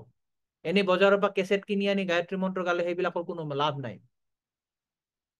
ইয়াৰ আগৰ দিন আমি কোনো এটা ক্লাছত, অন্য এটা ক্লাছত আমি বৰ্ণনা কৰিছিলো যে সম্প্ৰদায় বিহীনাস্তে মন্ত্ৰাস্তে নিষ্ফলা মতাহা, পদ্মপুৰাণত কৈছে যে আমি যদি সম্প্ৰদায় ভুক্ত হৈ পেলাই যদি আমি মন্ত্ৰ গাওঁ তেতিয়াহে মন্ত্ৰৰ ফল পাম। এইটো আমি কোৱা কথা নহয়, পদ্মপুৰাণত কৈছে। সম্প্ৰদায় ভুক্ত হৈ পেলাই যদি আমি কৃষ্ণ মন্ত্ৰ গাম তেতিয়াহে মন্ত্ৰৰ ফল দিব, এনেই মন্ত্ৰ গালে কোনো ফল তাৰ নাপাম। যেনেকে বজাৰৰ পৰা ডক্টৰী কিতাপ কিনি আনি পেলাই আমি যদি পাণবজাৰৰ পৰা গৈ পেলাই, পাণবজাৰত বহুত মেডিকেলৰ কিতাপ পোৱা যায় গুৱাহাটী পাণবজাৰত, গুৱাহাটী পাণবজাৰৰ পৰা বা মেডিকেল কলেজৰ যিবিলাক লাইনত যে কিতাপৰ দোকান আছে তাত বহুত মেডিকেলৰ দোকান পোৱা যায়, কিতাপ আছে। সেই কিতাপবিলাক কিনি আনি কোনোবাই যদি ভাবে যে মেডিকেলৰ কিতাপ পঢ়িলো, কিছু বছৰ, 1 বছৰ 2 বছৰ পঢ়াৰ পিছত মই ডক্টৰ হৈ গলো, কোনোবাই তেওঁক ডক্টৰ বুলি স্বীকৃতি দিব? কোনেও নিদিয়ে। ডক্টৰ বুলি যদি স্বীকৃতি পাব লগা হয় তে অথৰাইজ মেডিকেল কলেজত নাম ভৰ্তি কৰি পঢ়ি পেলাই যেতিয়া পৰীক্ষা পাছ কৰিব, চাৰ্টিফিকেট পাব ইউনিভাৰ্চিটিৰ পৰা, তেতিয়াহে তেওঁক ডক্টৰী বুলি স্বীকৃতি দিব আৰু সমাজে তেওঁক ডক্টৰ বুলি মানিব। ঠিক একেধৰণে আধ্যাত্মিক ভাৱেও যদি আমি কোনো মন্ত্ৰৰ যদি ফল পাব লাগে তাৰ এটা পন্থা এটা আছে। সেইটোৱে পদ্মপুৰাণত কৈছে সম্প্ৰদায় বিহীনাস্তে মন্ত্ৰাস্তে নিষ্ফলা মতা, যিবিলাকে সম্প্ৰদায়ভুক্ত নহয় তেওঁলোকৰ মন্ত্ৰৰ কোনো ফল নাই। তো ব্যাসদেৱে দেখিলে যে এই যে মানুহবিলাক, যিবিলাক মানুহ ব্ৰাহ্মণ নহয়, যিবিলাকৰ আচল গুণ নাই, তেওঁলোকে কেনেকে গায়ত্ৰী মন্ত্ৰৰ ফলটো পাব? আচলতে গায়ত্ৰী মন্ত্ৰটো প্ৰথম ভগৱান বিষ্ণুৱে ব্ৰহ্মাৰ হৃদয়ত দিছিলে। এই যে কোৱা হৈছে তেনে ব্ৰহ্মা হৃদয় আদি কবয়ে, প্ৰথম ব্ৰহ্মাক হৃদয়ত গায়ত্ৰী মন্ত্ৰ দিছিলে। শ্ৰী চৈতন্য চৰিতামৃতত এইটো ব্যাখ্যা আছে যে ওম হৈছে মহাবাক্য, ওম শব্দটো হৈছে মহাবাক্য, আৰু ওমৰ পৰাই গায়ত্ৰী মন্ত্ৰটো আহিছে। এই গায়ত্ৰী মন্ত্ৰকেই ভগৱান গৰ্ভদক্ষী বিষ্ণুৱে ব্ৰহ্মাৰ হৃদয়ত প্ৰথমে গায়ত্ৰী মন্ত্ৰ দিছিলে, আৰু এই গায়ত্ৰী মন্ত্ৰটো তেওঁ ব্যাখ্যা কৰিছে চতুশ্লোকী ভাগৱত। 4টা শ্লোক ভাগৱতৰ কৈছিলে, এই 4টা শ্লোকৰ মাধ্যমেৰেই তেওঁ গায়ত্ৰী মন্ত্ৰটো এক্সপ্লেইন কৰিছিলে। এইটো আমি 2য় স্কন্ধৰ 9ম অধ্যায়ত পাম। 33, 34, 35, 36 এই 4টা শ্লোক হৈছে শ্ৰীমদ ভাগৱতৰ চতুশ্লোকী ভাগৱত বুলি কোৱা হয়। তো এই গায়ত্ৰী মন্ত্ৰ যেতিয়া দিলে, দিয়াৰ পিছত গৰ্ভদক্ষী বিষ্ণুৱে তেওঁক ভাগৱত শুনাইছে। তেওঁ আমাৰ নিচিনা এই 18,000 কথা কোৱা নাই, কেৱল 4টা শ্লোক কৈছে, আৰু সেই 4টা শ্লোকতেই গোটেই শ্ৰীমদ ভাগৱতৰ ব্যাখ্যা আছে বা গোটেই গায়ত্ৰী মন্ত্ৰৰ ব্যাখ্যাটো আছে। তো এইটো কোৱা হয় যে গায়ত্ৰী মন্ত্ৰৰ প্ৰথম ব্যাখ্যা হৈছে চতুশ্লোকী ভাগৱতম। আৰু এই চতুশ্লোকী ভাগৱত ভগৱান কৃষ্ণ বা বিষ্ণুৱে কেৱল ব্ৰহ্মাকে দিয়া নাই। ভগৱান বিষ্ণু যেতিয়া দ্বাৰকাৰ তেওঁ দাপৰ যুগত যেতিয়া লীলা শেষ কৰিব, সেই সময়ত যেতিয়া তেওঁ প্ৰভাস ক্ষেত্ৰত বহি আছিলে, তেতিয়া তেওঁক লগ কৰিবলৈ উদ্ধৱ আহিছিলে। সেই উদ্ধৱে যেতিয়া তেওঁ ক্ৰন্দন কৰিলে, দুখ কৰিলে যে আপুনি এতিয়া এই ধাম এৰি গুচি যাব, ময়ো আপোনাৰ লগত যাম, তেতিয়া কৃষ্ণই ক'লে যে না, তুমি যাব নালাগে, তুমি ইয়াতে থাকিবা, মই তোমাক কিছুমান জ্ঞান দিম। তো এই জ্ঞানটো তেওঁ উদ্ধৱক চতুশ্লোকী ভাগৱত কৈছিলে, আৰু সেই সময়ত তাতে মৈত্ৰেয় মুনিও আছিলে। তো এই চতুশ্লোকী ব্যাখ্যাটো ভগৱান কৃষ্ণই ব্ৰহ্মাক কৈছে, ব্ৰহ্মাৰ পৰা নাৰদেও শুনিছে, নাৰদৰ পৰা ব্যাসদেৱে শুনিছে। ব্যাসদেৱে এই চতুশ্লোকী শ্লোকটো কি কৰিলে, তেওঁ এইটো বিস্তাৰ কৰি পেলাই 18,000 শ্লোকত তেওঁ ব্যাখ্যা কৰিলে। যেনেকে আমি কম্পিউটাৰত কিছুমান জিপ ফাইল পাওঁ, জিপ ফাইলটোৰ ভিতৰত বহুত কিছুমান ডাটা থাকে। সেই জিপ ফাইলটো যেতিয়া আমি আনজিপ কৰি দিম, তাৰ পৰা বহুত MB বা বহুত কেজি বা কিবা GB ডাটা আমি পাব পাৰো। ঠিক তেনেকে এই চতুশ্লোকী ভাগৱতম হৈছে এটা জিপ ফাইল। তাত সমস্ত ভাগৱতৰ কথাবিলাক তাত একেলগে কনচেন্ট্ৰেট কৰা আছে, কম্প্ৰেছ কৰা আছে। কিন্তু যিহেতু আমি কলিকালৰ মানুহবিলাকে এইটো বুজি নাপাম, সেইকাৰণে ব্যাসদেৱে এই চতুশ্লোকী ভাগৱতখন আঞ্জীৱ কৰি পেলাই 18,000 শ্লোকত ব্যাখ্যা কৰিলে। তো এইদৰে শ্ৰীমদ ভাগৱতত ব্যাসদেৱে লক্ষ্য কৰিলে যিহেতু শ্ৰীমদ বেদ বা পুৰাণ এইবিলাক বেদ বা যিবিলাক ব্ৰহ্মসূত্ৰ যিবিলাক কম বুদ্ধিমান ব্যক্তি আছে তেওঁলোকে পঢ়িব নোৱাৰে। আমি এই প্ৰথম অধ্যায়তে আমি পাম, তাত লিখা আছে যে স্ত্ৰী শূদ্ৰ দ্বিজবন্ধুনাং ত্ৰয়ীন শ্ৰুতি কৌশৰা, যে স্ত্ৰী বা দ্বিজবন্ধু বা বৈশ্য বা শূদ্ৰ তেওঁলোকে বেদ পঢ়িব নোৱাৰে, বেদৰ তেওঁলোকৰ অধিকাৰ নাই। স্ত্ৰী শূদ্ৰ দ্বিজবন্ধুনাং ত্ৰয়ীন শ্ৰুতি গোচৰা, শ্ৰুতি মানে হৈছে বেদ, বেদৰ অধিকাৰ এই 3 শ্ৰেণীৰ মানুহৰ নাথাকে। তো ব্যাসদেৱে দেখিলে যে এই মানুহবিলাক তেওঁলোকে উদ্ধাৰ কেনেকে হ'ব, তেওঁলোকে যিহেতু বেদেই পঢ়িব নোৱাৰে, তেওঁলোকে ব্ৰাহ্মণৰ গুণ নাই, তেওঁলোকেতো গায়ত্ৰী উচ্চাৰণে কৰিব নোৱাৰিব। সেইকাৰণে তেওঁ আওপকীয়াকৈ কি কৰিছে, এই গায়ত্ৰী মন্ত্ৰত এক্সপ্লেনেশ্যন দি পেলাই শ্ৰীমদ ভাগৱত ৰচনা কৰিছে। সেইকাৰণে শ্ৰীমদ ভাগৱতক গায়ত্ৰী মন্ত্ৰৰ ভাষ্য বোলা হয়, টিকা বোলা হয়। সেইকাৰণে তেওঁ ইয়াতে ধীমহী শব্দটো দি পেলাই এটা আমাক ইংগিত দিছে যে এইটো হৈছে গায়ত্ৰী মন্ত্ৰৰ এটা ভাষ্য। আৰু শ্ৰীল প্ৰভুপাদে ইয়াত কৈছে যে একচুৱেলি গায়ত্ৰী ধীমহী যে কৈছে, ধীমহী বহু বচন, বহু বচন মানে ব্যাসদেৱে অকলে তেওঁ ধ্যান কৰা নাই, তেওঁ কৈছে যে অকল ময়েই নহয়, আমাৰ পৰম্পৰাত যিসকল আহিব বা যিসকল আছে তেওঁ সকলোকে লৈ পেলাই সেই পৰম সত্য ভগৱান কৃষ্ণত তেওঁ ধ্যান কৰিছে বা প্ৰণাম কৰিছে। তো এনেদৰেই আমি দেখা পাম যে শ্ৰীমদ ভাগৱত হৈছে গায়ত্ৰী মন্ত্ৰ বা ব্ৰহ্মসূত্ৰৰ ভাষ্য বা বেদান্ত সূত্ৰৰ ভাষ্য বুলি কোৱা হয়। তো আজি যিহেতু 9:30 বাজিল, আমি বেছি আৰু নলওঁ, আমি ইয়াৰ পৰৱৰ্তী ক্লাছত আৰু এইটো আলোচনা কৰিম। এই শ্লোকটোত আলোচনা কৰিবলৈ বহুত কথা আছে, তাৎপৰ্যই বহুত দীঘলীয়াকে লিখিছে, প্ৰত্যেকটো কথাৰ অৰ্থ তাৰ প্ৰভুপাদে সুন্দৰকে ব্যাখ্যা কৰিছে, আপোনালোকে হয়তো পঢ়িছে। পৰৱৰ্তী ক্লাছত, নেক্সট ক্লাছত আমি এইটো আকৌ ব্যাখ্যা কৰিম। তো আপোনাৰ এই সম্পৰ্কে যদি কাৰো কিছু প্ৰশ্ন আছে প্ৰশ্ন কৰক, তাৰপিছত হৰে কৃষ্ণ প্ৰভু, ধীমহী শব্দৰ দ্বাৰা মানে ভাগৱতক কেনেকে ব্যাখ্যা কৰিছে ব্যাসদেৱে? ধীমহী ধীমহী এইটো যে লাষ্ট আপুনি এইটো ক'লে গায়ত্ৰী মন্ত্ৰ, গায়ত্ৰী মন্ত্ৰটো আহ্বান কৰিছে, কিন্তু গায়ত্ৰী মন্ত্ৰতে তেওঁ ইয়াত ডাইৰেক্টলি দিয়া নাই, কিয়নো গায়ত্ৰী মন্ত্ৰ উচ্চাৰণ কৰিবলৈ মানুহজনৰ ব্ৰাহ্মণোচিত গুণ লাগিব, ব্ৰাহ্মণ হ'ব লাগিব। তো যিহেতু ব্ৰাহ্মণৰ বাহিৰে গায়ত্ৰী মন্ত্ৰ কোনে উচ্চাৰণ কৰিব নোৱাৰে, সেইকাৰণে ব্যাসদেৱে কৰুণা কৰি পেলাই তেওঁ আওপকীয়াকৈ ইনডাইৰেক্টলি পৰোক্ষভাৱে তেওঁ সেই গায়ত্ৰী মন্ত্ৰৰ এক্সপ্লেইন কৰি পেলাই শ্ৰীমদ ভাগৱত ৰচনা কৰিছিল। সেইকাৰণে শ্ৰীমদ ভাগৱত সকলো শ্ৰেণীৰ মানুহে অধ্যয়ন কৰিব পাৰে। যিহেতু বেদ বা পুৰাণ বা ব্ৰহ্মসূত্ৰ এইবিলাক যিসকল কম বুদ্ধিমান ব্যক্তি আছে, তেওঁ শ্ৰীমদ ভাগৱততেই কৈছে যে দ্বিজবন্ধু বা শূদ্ৰ বা স্ত্ৰীসকলে বেদ পঢ়িব নোৱাৰে, কাৰণ তেওঁলোকৰ ইমান বুদ্ধি নাই, সেইকাৰণে তেওঁলোকে গায়ত্ৰী মন্ত্ৰ উচ্চাৰণ কৰিব নোৱাৰে। কিন্তু তেওঁ কৰুণা কৰি কৃপা কৰি পেলাই সেই গায়ত্ৰী মন্ত্ৰকে সৰলভাৱে এক্সপ্লেইন কৰি পেলাই শ্ৰীমদ ভাগৱত কৈছে। কিন্তু তেওঁ এইটো বুজাইছে প্ৰথমতে ধীমহী দি পেলাই যে আচলতে এইটো গায়ত্ৰী মন্ত্ৰই আছে, কিন্তু আওপকীয়াকে গায়ত্ৰী মন্ত্ৰ দিছে। বুজি পাইছে মাতাজী? হৰে কৃষ্ণ, বুজিলো প্ৰভু। Thank you. প্ৰভু হৰে কৃষ্ণ। কওক প্ৰভু। চতুশ্লোক ভাগৱত এই আপুনি যে ক'লে 35, 36, 38 কিমান স্কন্ধৰ কিমান শ্লোক, এইটো কিমান অধ্যায়ৰ? 33, 34, 35, 36 দ্বিতীয় স্কন্ধৰ 9ম অধ্যায়, 9th চেপ্টাৰ, 2.9.33 to 36। 32 to 36। অহম এবাসম এবাগ্ৰে এই শ্লোকেৰে আৰম্ভ হৈছে। 29 না পায় প্ৰভু? 2.9.33। ঠিক আছে, ঠিক আছে। আৰু কাৰো কিছু প্ৰশ্ন আছে? হৰে কৃষ্ণ প্ৰভুজী। প্ৰভু কওক। প্ৰভু, এনেতো ইয়াৰ প্ৰথমটো শ্লোকত জানিব লগাটো আৰু বহুত আছে। আজি ইমানখিনি আপুনি ভিতৰত মানে ডিপলি গৈছে, তো আজিৰ ক্লাছতে ইমানখিনি বুজি পোৱাটো খুব কঠিন। তথাপিতো এই স্বৰূপ লক্ষণ তটস্থ লক্ষণটো একবাৰ আৰু ৰিপিট কৰিলে ভাল আছিল। স্বৰূপ লক্ষণ, স্বৰূপ মানে হৈছে একচুৱেল ৰূপ, নিজৰ ৰূপ। যেনেকে আমাৰ কোৱা হয় জীৱেৰ স্বৰূপ হয় কৃষ্ণে নিত্য দাস। অৰ্থাৎ আমাৰ আচল ৰূপটো হৈছে আমি কৃষ্ণৰ নিত্য দাস। এইটো হৈছে আমাৰ আচল লক্ষণ। স্বৰূপ মানে হৈছে আচল ৰূপ।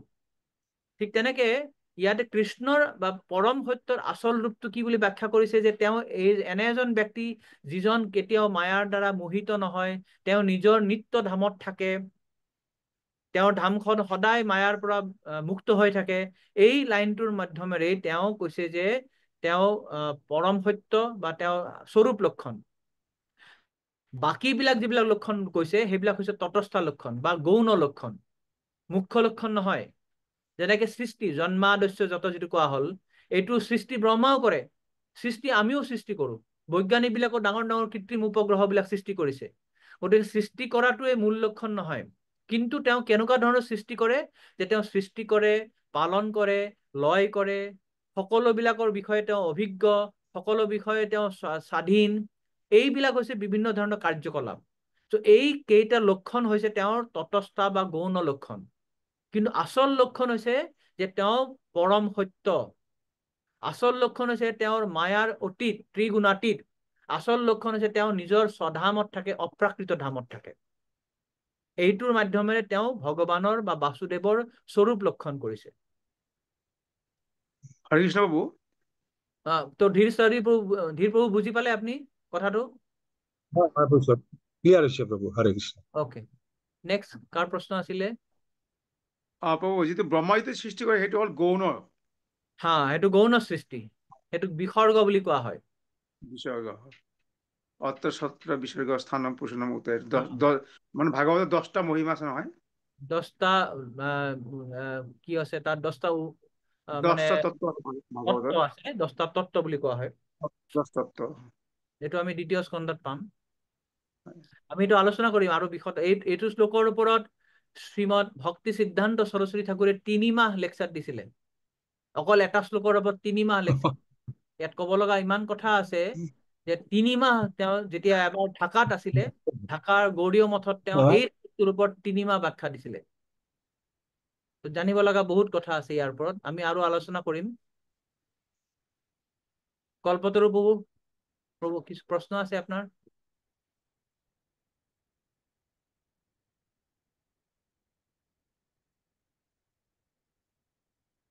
আনমিউট হয়ে আছে আপনি।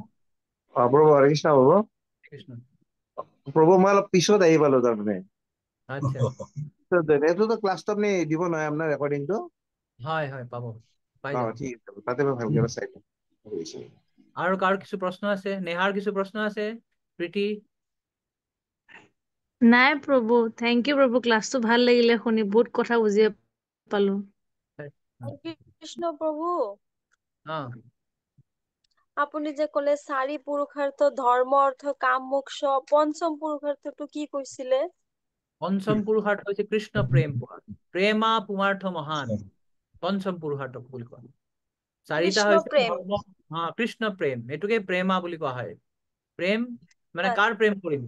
কৃষ্ণৰ প্ৰতি প্ৰেম কৰিব কৃষ্ণ, লাগে। হয়। কৃষ্ণ প্ৰেম পোৱাটো হৈছে ঠিক পঞ্চম আছে, পুৰুষাৰ্থ বা অন্তিম পুৰুষাৰ্থ, মুখ্য পুৰুষাৰ্থ এইটো। আচ্ছা ঠিক আছে, ধন্যবাদ। হৰে কৃষ্ণ। আৰু কাৰো কিছু প্ৰশ্ন? হৰে কৃষ্ণ প্ৰভু। প্ৰভু কওক। প্ৰভু, 4 নম্বৰ শ্লোকটো আমাৰ চৈতন্য উপদেশামৃতৰ না ধনং না জনং না সুন্দৰীং কবিতাং বা জগদীশ কামায় মম জন্মনি জন্মনিশ্বৰী অহৈতুকী। এই অহৈতুকী ভক্তিটো আমাৰ সংসাৰৰ লগত কেনেকৈ এই ভক্তিটো আমি প্ৰয়োগ কৰিব পাৰোঁ, সেইটোতো থাকিবই প্ৰভু। এইটো বাৰ বাৰ এইটো প্ৰশ্ন আহে, সেইটো নোহোৱাকৈ আমি কেনেকৈ সংসাৰখন, গৃহস্থ জীৱনটো কেনেকৈ আমি ধৰক পৰিচালনা কৰিম? এইটো সংসাৰ অহৈতুকী কৰা কথা কোৱা হোৱা নাই, সংসাৰ কৰা কথা কোৱা নাই।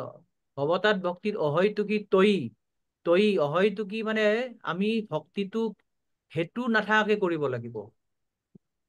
হেতু বিহীন মানে সেই কথাটোকে মই হয়, এইটো আমি বিস্তাৰিত আলোচনা কৰিম যেতিয়া দ্বিতীয় অধ্যায় পাম।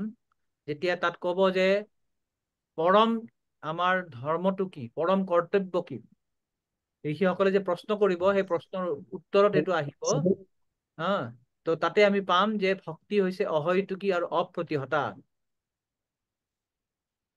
তো অহৈতুকী এতিয়া থুলমূলকে কৈ থৈ দিওঁ, অহৈতুকী মানে আমি কেৱল কৃষ্ণৰ প্ৰতি ভক্তি কৰিব লাগে। এইটো এটা কৌশল। আপুনি যদি প্ৰশ্ন কৰিলে এটা স্বাভাৱিকভাৱে হয়তো গৃহস্থবিলাকৰ প্ৰশ্ন আহিব যে আমি ভক্তি কৰিছো, আমাৰ সংসাৰ আছে, কেনেকে আমি কৰিম? তো এই প্ৰশ্নটো তেতিয়াই আহে যদি আমি সংসাৰখন মোৰ সংসাৰ বুলি ধৰিম। সংসাৰখনত যদি মই মোকে কেন্দ্ৰবিন্দুত ৰাখো, তেতিয়া আমাৰ সেই প্ৰশ্নটো আহে যে মইতো সংসাৰী মানুহ, মইতো সংসাৰখন চাব লাগিব, সংসাৰৰ ভাল বেয়া বিলাক মই মন কাণ দিব লাগিব, তেতিয়া সংসাৰ চলাব লাগিলে মই কেনেকে চলাম? কথাটো বুজি পাইছে? শুনিছে প্ৰভু? হয়, শুনিছো। তো এই যে আপোনাৰ যে সমস্যা বা আমাৰ প্ৰত্যেকেৰ যে সমস্যা, সংসাৰখন কেনেকে চলাম, এইটো সংসাৰৰ চলোৱাৰ প্ৰব্লেমটো হয় যেতিয়া আমি সংসাৰত কেন্দ্ৰবিন্দু হিচাপে মোক নিজকে ৰাখো। কিন্তু সংসাৰত আমি নিজক ৰাখিলে আমি সংসাৰ চলাব নোৱাৰিম। সংসাৰ চলাব লাগিলে আমি তাৰ কেন্দ্ৰবিন্দুত ৰাখিব লাগিব কৃষ্ণ। এইটো শ্ৰীল ভক্তিবিনোদ ঠাকুৰে খুব ধুনীয়া এটা ভজনত লিখিছে যে আমি এনেকে ভজনা কৰিব লাগে বা সংসাৰ চলাব লাগে যে এইখন তোমাৰ সংসাৰ, মোৰ সংসাৰ নহয়। সেইটো মোৰ সংসাৰ নহয়, তোমাৰ সংসাৰ। যে ইয়াত পুত্ৰ, দ্বাৰা, দ্বাৰ, চুতা, চুত যে আছে, সকলোবিলাকে তোমাৰ দাস দাসী। মই কেৱল মাত্ৰ ইয়াত প্ৰহৰী হৈ আছো। যেনেকে প্ৰভুপাদে বহুতবাৰ এইটো উদাহৰণ দিয়ে, যেনেকে বেংকৰ কেচিয়াৰ। বেংকৰ কেচিয়াৰে দিনত যেতিয়া বেংকত থাকিব, তেওঁ প্ৰত্যেক দিনেই হাজাৰ হাজাৰ লাখ লাখ টকা তেওঁ হাতেৰে কাউণ্ট কৰে। কিন্তু তেওঁ ভাবে নেকি যে গোটেই টকাবিলাক মোৰ, বা তেওঁ মনত দুখ কৰে নেকি? কেতিয়াও নকৰে, কাৰণ তেওঁ জানে এই টকা মোৰ নহয়, সেইটো বেংকৰ টকা, মই মাত্ৰ কেৱল কাউণ্ট কৰিছো। ঠিক এই মনোভাৱ লৈ পেলাই আমি যেতিয়া সংসাৰ কৰিম, যে সংসাৰখন আচলতে ভগৱান কৃষ্ণৰ সংসাৰ। এই যে মোৰ পুত্ৰ, পৰিবাৰ, ল'ৰা ছোৱালী আছে, সকলোবিলাক কৃষ্ণৰ দাস দাসী। আৰু মোক যে ইয়াতে গৃহকৰ্তা বা স্বামী কৰি যে ৰাখিছে, মই যে কাৰোবাৰ স্বামী, কাৰোবাৰ পিতা, কাৰোবাৰ পুত্ৰ, অৰ্থাৎ যে মই ঘৰৰ মূল মালিক, আচলতে কৃষ্ণই মোক এইটো সেৱা দিছে যাতে ঘৰখন ভালদৰে চোৱা চিতা কৰো। আচলতে মই ঘৰৰ এইটো প্ৰহৰী, মই মাত্ৰ চাৰ্ভেণ্ট, দ্বাৰৰক্ষী, দাৰোৱান। এই সংসাৰখন মই চলোৱা নাই, কৃষ্ণই চলাইছে। এনেকে যদি আমি সম্পূৰ্ণভাৱে কৃষ্ণ ভাৱনামৃত হওঁ, তেতিয়া কৃষ্ণই এইটো চলাব। আৰু সেইটোকে কোৱা হয় গৃহস্থ আশ্ৰম। এই যে আমি কওঁ গৃহস্থ আশ্ৰম, ব্ৰহ্মচাৰী আশ্ৰম, বানপ্ৰস্থ আশ্ৰম বা সন্ন্যাস আশ্ৰম, তাত আশ্ৰম শব্দটো কিয় লগোৱাই দিয়া হৈছে? আশ্ৰম কথাটোৰ অৰ্থ হৈছে যে তাত কৃষ্ণ আছে। আৰু যদি তাত কৃষ্ণ নাথাকে, কৃষ্ণ যদি কেন্দ্ৰবিন্দুত নাথাকে, তেতিয়া সেইখন গৃহস্থ আশ্ৰম নহয়, তেতিয়া তেওঁক কোৱা হ'ব গৃহ মেধি। তেওঁ নিজৰ সন্তুষ্টিৰ কাৰণে, নিজৰ ইন্দ্ৰিয় তৃপ্তিৰ কাৰণে চিন্তা কৰিছে। আমি এনেকুৱা এটা এনেকে প্লেন কৰিব লাগিব, আমাৰ জীৱন শৈলীটো এনেকে মোল্ড কৰিব লাগিব বা এনেকে আমি সজাব লাগিব, যাতে আমি এনেকে ভাবিব পাৰো যে গোটেই সংসাৰখন কৃষ্ণৰ সংসাৰ, আমি কেৱল তেওঁৰ দাস দাসী বিলাকক সেৱা কৰাৰ কাৰণে মোক এইটো সুযোগ দিছে, গতিকে এইটো মই গোটেই কথাবিলাক এনেকেই আমি সংসাৰখন চলাম। যেনেকে ধৰক আপুনি এইটো হয়তো বিজনেছ কৰিছে, আপোনাৰ দোকান আছে, বা আপুনি খেতি কৰিছে বা চাকৰি কৰিছে, আপোনাৰ এইটো মনোভাৱ হোৱা উচিত যে কৃষ্ণই মোক এইটো বুদ্ধি দিছে, কৃষ্ণই মোক এইটো সম্পদ দিছে যে মই বিজনেছ কৰিছো, কৃষ্ণই মোক এইটো বুদ্ধি দিছে মই চাকৰি কৰিছো, কৃষ্ণই মোক এইটো বুদ্ধি দিছে মই ব্যবসা কৰিছো। যি কৰিছো কৃষ্ণই মোক বুদ্ধিটো দিছে। গতিকে মোৰ ইয়াৰ পৰা যিমান উপাৰ্জন হ'ব, এইটো মই কেৱল এই মোৰ কৃষ্ণৰ যে দাস দাসী তেওঁলোকক ভৰণখন দিয়া, আৰু তাৰ লগতে কৃষ্ণৰ নাম প্ৰচাৰ কৰাৰ কাৰণে মই কেনেকে এইটো ব্যৱহাৰ কৰিম।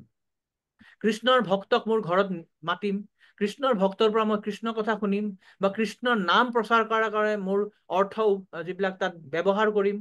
এনেদৰে মোৰ গোটেই শৰীৰটো, মোৰ ঘৰখন, মোৰ অৰ্থ, এই গোটেইবিলাক কৃষ্ণৰ কাৰণে উৎসৰ্গা কৰিম। তেতিয়াহলে আমি সংসাৰখন কোনো ক্লেশ লৈ পেলাই, কোনো কুণ্ঠা বিহীন হৈ পেলাই আমি সংসাৰ চলাব পাৰিম। এইটো একেদিনাই নহয় প্ৰভু, এইটো আমি যেতিয়া ভক্তিত যিমানে আগুৱাম, যেতিয়া ভক্ত সংগ কৰিম, ভক্তই এইটো আমাক এনেকে গাইড কৰিব পাৰিব যে মই কেনেকে বিনা দ্বিধাই, বিনা কুণ্ঠাই কৃষ্ণ ভাৱনামৃত হৈ পেলাই সংসাৰ কৰিব পাৰিম। বুজি পাইছে প্ৰভু? হয় প্ৰভু, হৰে কৃষ্ণ। হৰে কৃষ্ণ। আৰু কাৰো কিছু প্ৰশ্ন আছে, মন্তব্য আছে? যদি কাৰো প্ৰশ্ন নাই, এটা ঘোষণা কৰিম। ঘোষণা মানে আপোনালোকৰ আশীৰ্বাদ প্ৰাৰ্থনা কৰিম।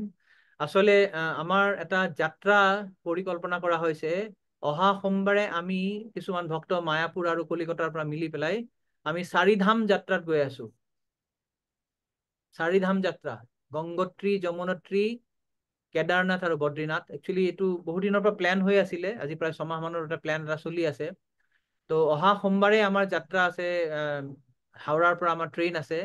গতিকে আমি হয়তো 2 সপ্তাহ বা 3 সপ্তাহ ক্লাছটো কৰিব নোৱাৰিম, কাৰণ আমি য'ত যাম তাত নেটৰ কি প্ৰব্লেম হৈ আছে নাজানো, নেটৱৰ্ক থাকে নে নাথাকে। সেইকাৰণে হয়তো ক্লাছটো কেইদিনমান আমি বন্ধ ৰাখিব লাগিব পাৰে। তো আপোনালোকে আমাক আশীৰ্বাদ কৰিব, যাতে আপোনালোকৰ আশীৰ্বাদত আমি 4 ধাম ভালকে দৰ্শন কৰি আহিব পাৰো, বিনা দ্বিধাই নিৰ্বিঘ্নে আকৌ যাতে ঘূৰি আহি আমি একেলগে হৰি কথা আলোচনা কৰিব পাৰিম। এই শ্লোকটো আমি আৰু বিস্তৃতভাৱে আলোচনা কৰিম। আজিয়ে শেষ নহয়, আজি অকণমান কেৱল আপোনালোকক এইটো এটা আলোকপাত কৰা হ'ল, গ্লিমছ দিয়া হৈছে, কিন্তু এইটো আৰু বিস্তাৰিতভাৱে প্ৰভুপাদৰ তাৎপৰ্য লৈ পেলাই আমি আৰু আলোচনা কৰিম। হৰে কৃষ্ণ। তো আপোনালোকৰ আশীৰ্বাদ বিচাৰিছো। আজি এইখিনিতে আমি সমাপ্তি ঘোষণা কৰিম। সকলোকে অশেষ অশেষ ধন্যবাদ। বাঞ্ছা কল্পতৰুভ্যশ্চ কৃপা সিন্ধুভ্যেৱ চ পতিতানাং পাবনেভ্যো বৈষ্ণৱ নমো নমঃ। সমস্ত বৈষ্ণৱ হৰে সকল কৃষ্ণ শৰণ। হৰে কৃষ্ণ জগত গুৰু কৃষ্ণ কৃষ্ণ হৰে প্ৰভুপাদ হৰে কি জয়, হৰি শিव বল কি জয়, জয় समालयम की जय। निताय गौर सीतानाथ प्रेमानंदे हरि हरि बोल।